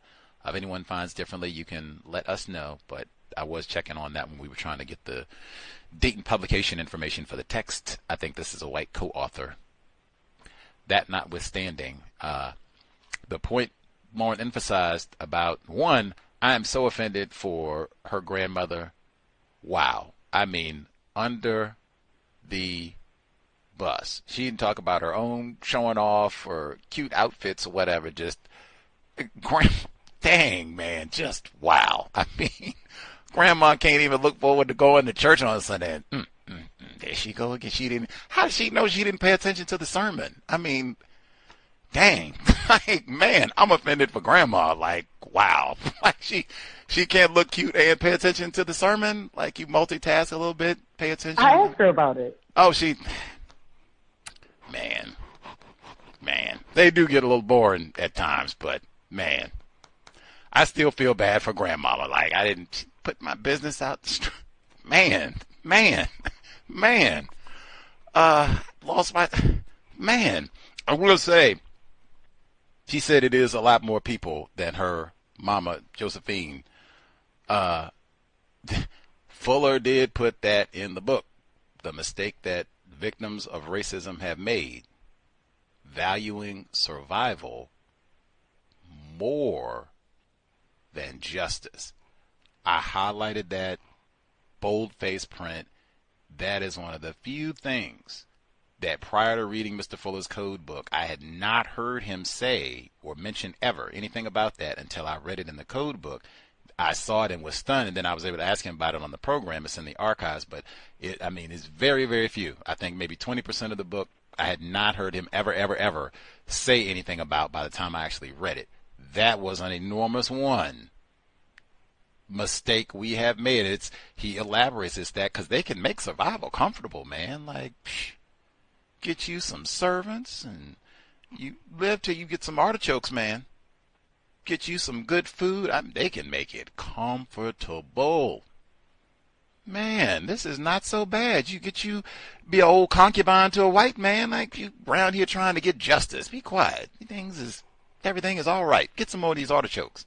They've been roasted, caramelized. Can be hungry trying to replace white supremacy with justice. Got to climb glass-encrusted walls. Thrown in hey, we didn't get to the Lumumba part of the book. Sometimes they just kill you. Can't even find your body to have a proper burial. That is the same. I am stunned. There are reasons I had forgotten what this book is going to get to way down the road. Why is this book $200? Anyway, that is a mistake many of us, Lauren's grandmother, bless her heart, Josephine, Gus T, man, lots of us, man, like if you can get this sale to be a little bit more, Red and Shawshank, remember, 30-year anniversary for Shawshank. Man, you get some posters in here, get me a few cigarettes, man. Breaking out. What are you talking about, man? We chilling hard, got cards, everything. You get a cell phone, you just update a little bit. Get a cell phone, PlayStation. Anders Breivik over in Norway, he got a PlayStation. I think he got an advanced. I think he got like a PlayStation 4 or something. Let's see. any of the quick notes that I can get in. They did say set aside racism. I have no idea what that means. Particularly set aside racism because you love black female. Oh my God. That's when I had to, oh yes, victim of racism, and she's the product of child rape. Like, you know. VGQ, she needs a hug, some tea. She's been starved, got parasites. Let's take care of her. Like, victim, super traumatized. But set aside racism? What does that mean? How would you do such a thing? Like, set aside racism? Set it where? You take it out of your pocket? And then to rape a black female, that is the time you, oh my God. Fuller doesn't say that. Fuller said that is maximum. That is, I mean, the worst of the racism is when we get to the bedroom. A lot of times they don't get to the bedroom. Back seat, office, basement, that type of thing. Attic. Let's see. Anything, get in. She calls her mom naive and flighty. We had lots of grandparent bashing today. Like, man, that was really unexpected. I guess with the text, I mean, she did tell us that her her mama, didn't have any education. You might not be the best with finding. You see some of that here in the U.S., right? They talk about, oh, man, Leroy and Gus, you got terrible credit and no score, and you can't get a loan. You're ignorant. You don't know how to get a bank loan. Well, did you all teach me? Wait a minute. You didn't even teach me how to read. I'm illiterate. Back up off me, man. Talking about, I don't know no finances. Now, that's not excusing everything, but I mean, white people do not know. How much is this book again? $200. Sends you to, what's Trump's thing? University of Phoenix. They send you to some old nonsense and take all your money, and you still don't know how to read. Let me see. They had no running water. That right there. We had a white man on the program all these years back. They talk all that nonsense about we're going to go save the Negras and we're going to do it in honor of old Dikembe Mutombo and all this. White people could just go and help black people get water set up. That would change the quality of life for so many black people. Man, just, hey, we're going to have Flint, Newark, just water. They could make that a cool hashtag, right? Just water. Nah, asking too much. Now get back in that mine and get that cobalt. Let's see. Some of this is like so still going on today. The white people that have black people that work for them on the continent or wherever, and the black boy, not a man, he's the one who's the intermediary. Wait a minute, what are you doing here? Back up. I was even thinking of that, like, man, if you are a black dude and you're strolling up asking, oh, hi, good day, ma'am, do y'all need any work? You might get your brains blown out, and that sort of thing happens on the continent, like, right now. Be a strange black person walking in a white neighborhood asking, hey, you need any help? Your garage working okay? Need any landscaping done? Lawn mowed? Any of that? Walk dogs? They don't recognize, you could be taking your life in your hands. Same thing for the U.S., yes? Let's see.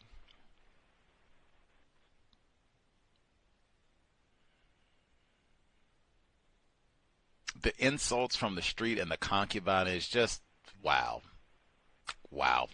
Just, wow. I was even more like her mom kind of encouraging this victim. She was raped as a child. I have to keep reminding myself. She was raped at 13. Thank you to Lauren for letting us. She's now moved to 17. I guess I had locked her in at 14. She's going to be 14 for the rest of the book. She's moved now to 17 by the time we got to this point in the story. But she was at the orphanage or whatever, prison, boarding school. She was there for a long time. That's a whole nother trauma there. Let's see. So they got the racist, or not racist, but they got the catcalling from the black dudes in prison, which, let's see. All that, man, that section where Lauren read it, so I won't read it now, but where she said they found a nice metis dish, delectable Negro. That's child rape too, but the other part of this, This is Minister Malcolm X exactly. He talked about doing the exact same thing. Be a sexual courier when the white men in New York and Harlem would set their racism aside, and he would go and fetch them a nigger gal or nigger boy, because he talked about all the perversion. It's exactly the same, right? Go back and read that passage. You can go listen to that. We read that in the book club too. Minister Malcolm X autobiography, before he transitions to the minister when he's still Detroit Red. Go back and read that. It's that all over again. Same behavior all over the world. Oh, and it's so right to mention Malcolm for this, because he was one of the primary people protesting after they assassinated Patrice Lumumba in New York. We'll get to that way later. Let's see. We heard about the working in a white man's house, all the dangers, Rosa Parks, all over the world, same thing. Let's see. She said they were so inhumane. They wouldn't even give me a glass of water, and we couldn't. Especially, it was reminding me, this is, because I've heard some of this is like South Africa. When you're on the continent, when Lauren brought up why white people do this, white genetic annihilation, oh, it is so much more flagrant. You are in the Congo, it's like 10 white people for every 1,000 Negro. Man, we gonna be they're chopping off hands. What do you mean give somebody a glass of water? We're chopping off hands. They got pictures of this. They killed 10 million black people in the Congo, just in the Congo, not in the whole of that, just this one region. They killed 10 million black people.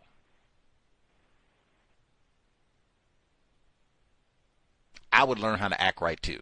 I might encourage my children, male or female, to be a belly warmer. Or a lot of, why she said drive you crazy. They're chopping off hands and feet and raping children and everything else, but they're chopping off hands and feet, and they're killing 10 million black people while all of this is happening.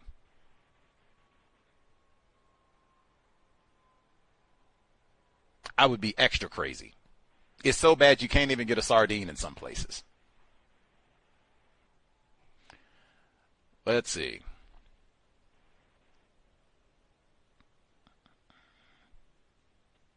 She uses segregation in that same paragraph where she talks about all this child rape and what have you. It is not segregation. That's the point that I have to bring up with the white guests all the time. That's not what this is. That's not what Thomas Jefferson said. You can't even have a plantation, really. You can't even get the rum and the sugar cubes if you got segregation. They wouldn't even be in the Congo, man. She wouldn't even be born. You keep your hind parts in Europe, stay with your white wife, and then we'll be down here kicking it, chilling. Wouldn't be no problem. That's not what this is about. This is about domination and abuse. And of course we're going to come down here and rape some. Why are we going to do all the heavy work if we're not going to get to come and do some raping? That's good for our business too. Let's see. They called the white men governor. That must have been a whole continent thing. And Fuller said that too. Any white man, any white woman is boss. That's the police. I'm white. That's what that means. But that's what we said. All of the leaders of black people, governor. Even if it's a child, governor. Governor.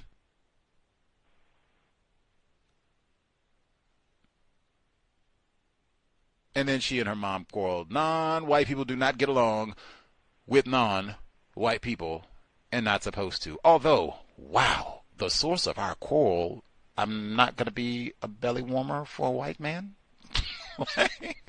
Man, like, no.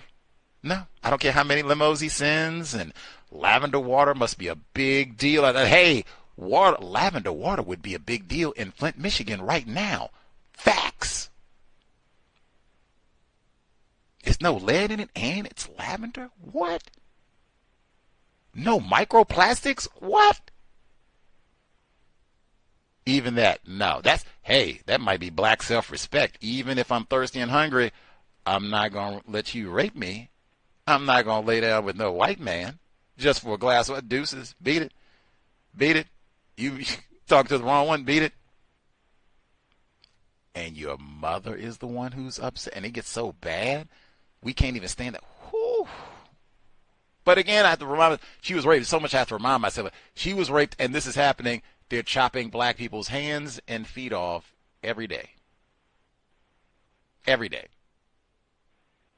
But you can't even count them. This is all day long activity. They killed 10 million black people while all of this is happening.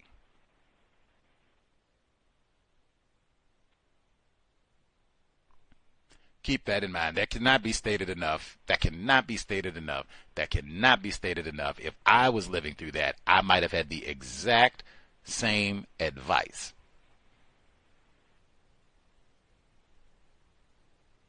Look at some of those pictures. They brag about they just like the lynchings. They brag about this. They brag about this. Black people with no hands and no feet. That's in soundtrack to Coup d'etat too. We will be back next week. Matter of fact, there's court cases going on with this right now that I just said. There's lots of ways that you can examine all this, not to mention the mining and Apple and all the rest of it, but all of this is super duper current. Dikembe Mutombo current in a book that costs $200. Here tomorrow, same time, 8 p.m. Eastern, 5 p.m. Pacific. Sobriety would be best. They said everybody loves alcohol. Black rum, you got to find that. Which rum is it with a naked negress on the bottle of rum? And then when she say they set it aside to come have sex, what do you mean? That's what we did all this for. Creator, we ask that you help us remain patient with other black people, victims of white supremacy. We ask that you help us remain patient with ourselves. Remind us to demonstrate the highest levels of black self-respect at all times, in all places, each and every time we are in contact with another black person. It has been time. Replace white supremacy with justice immediately. No name calling, no gossiping, no showing off for other black people. No name calling black people. Love to all the grandmothers, even if they do a little showing off. I do that myself from time to time. Grandmothers are important. Cal signing out. Thanks all for tuning in.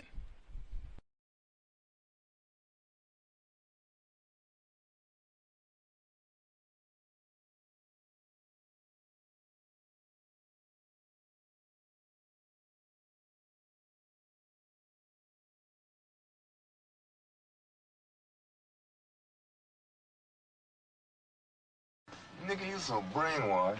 I'm a victim, brother. No problem. You're a victim. Yeah. I'm a victim of 400 years of conditioning. Shut up. The man has programmed my condition. Even my conditioning has been conditioned.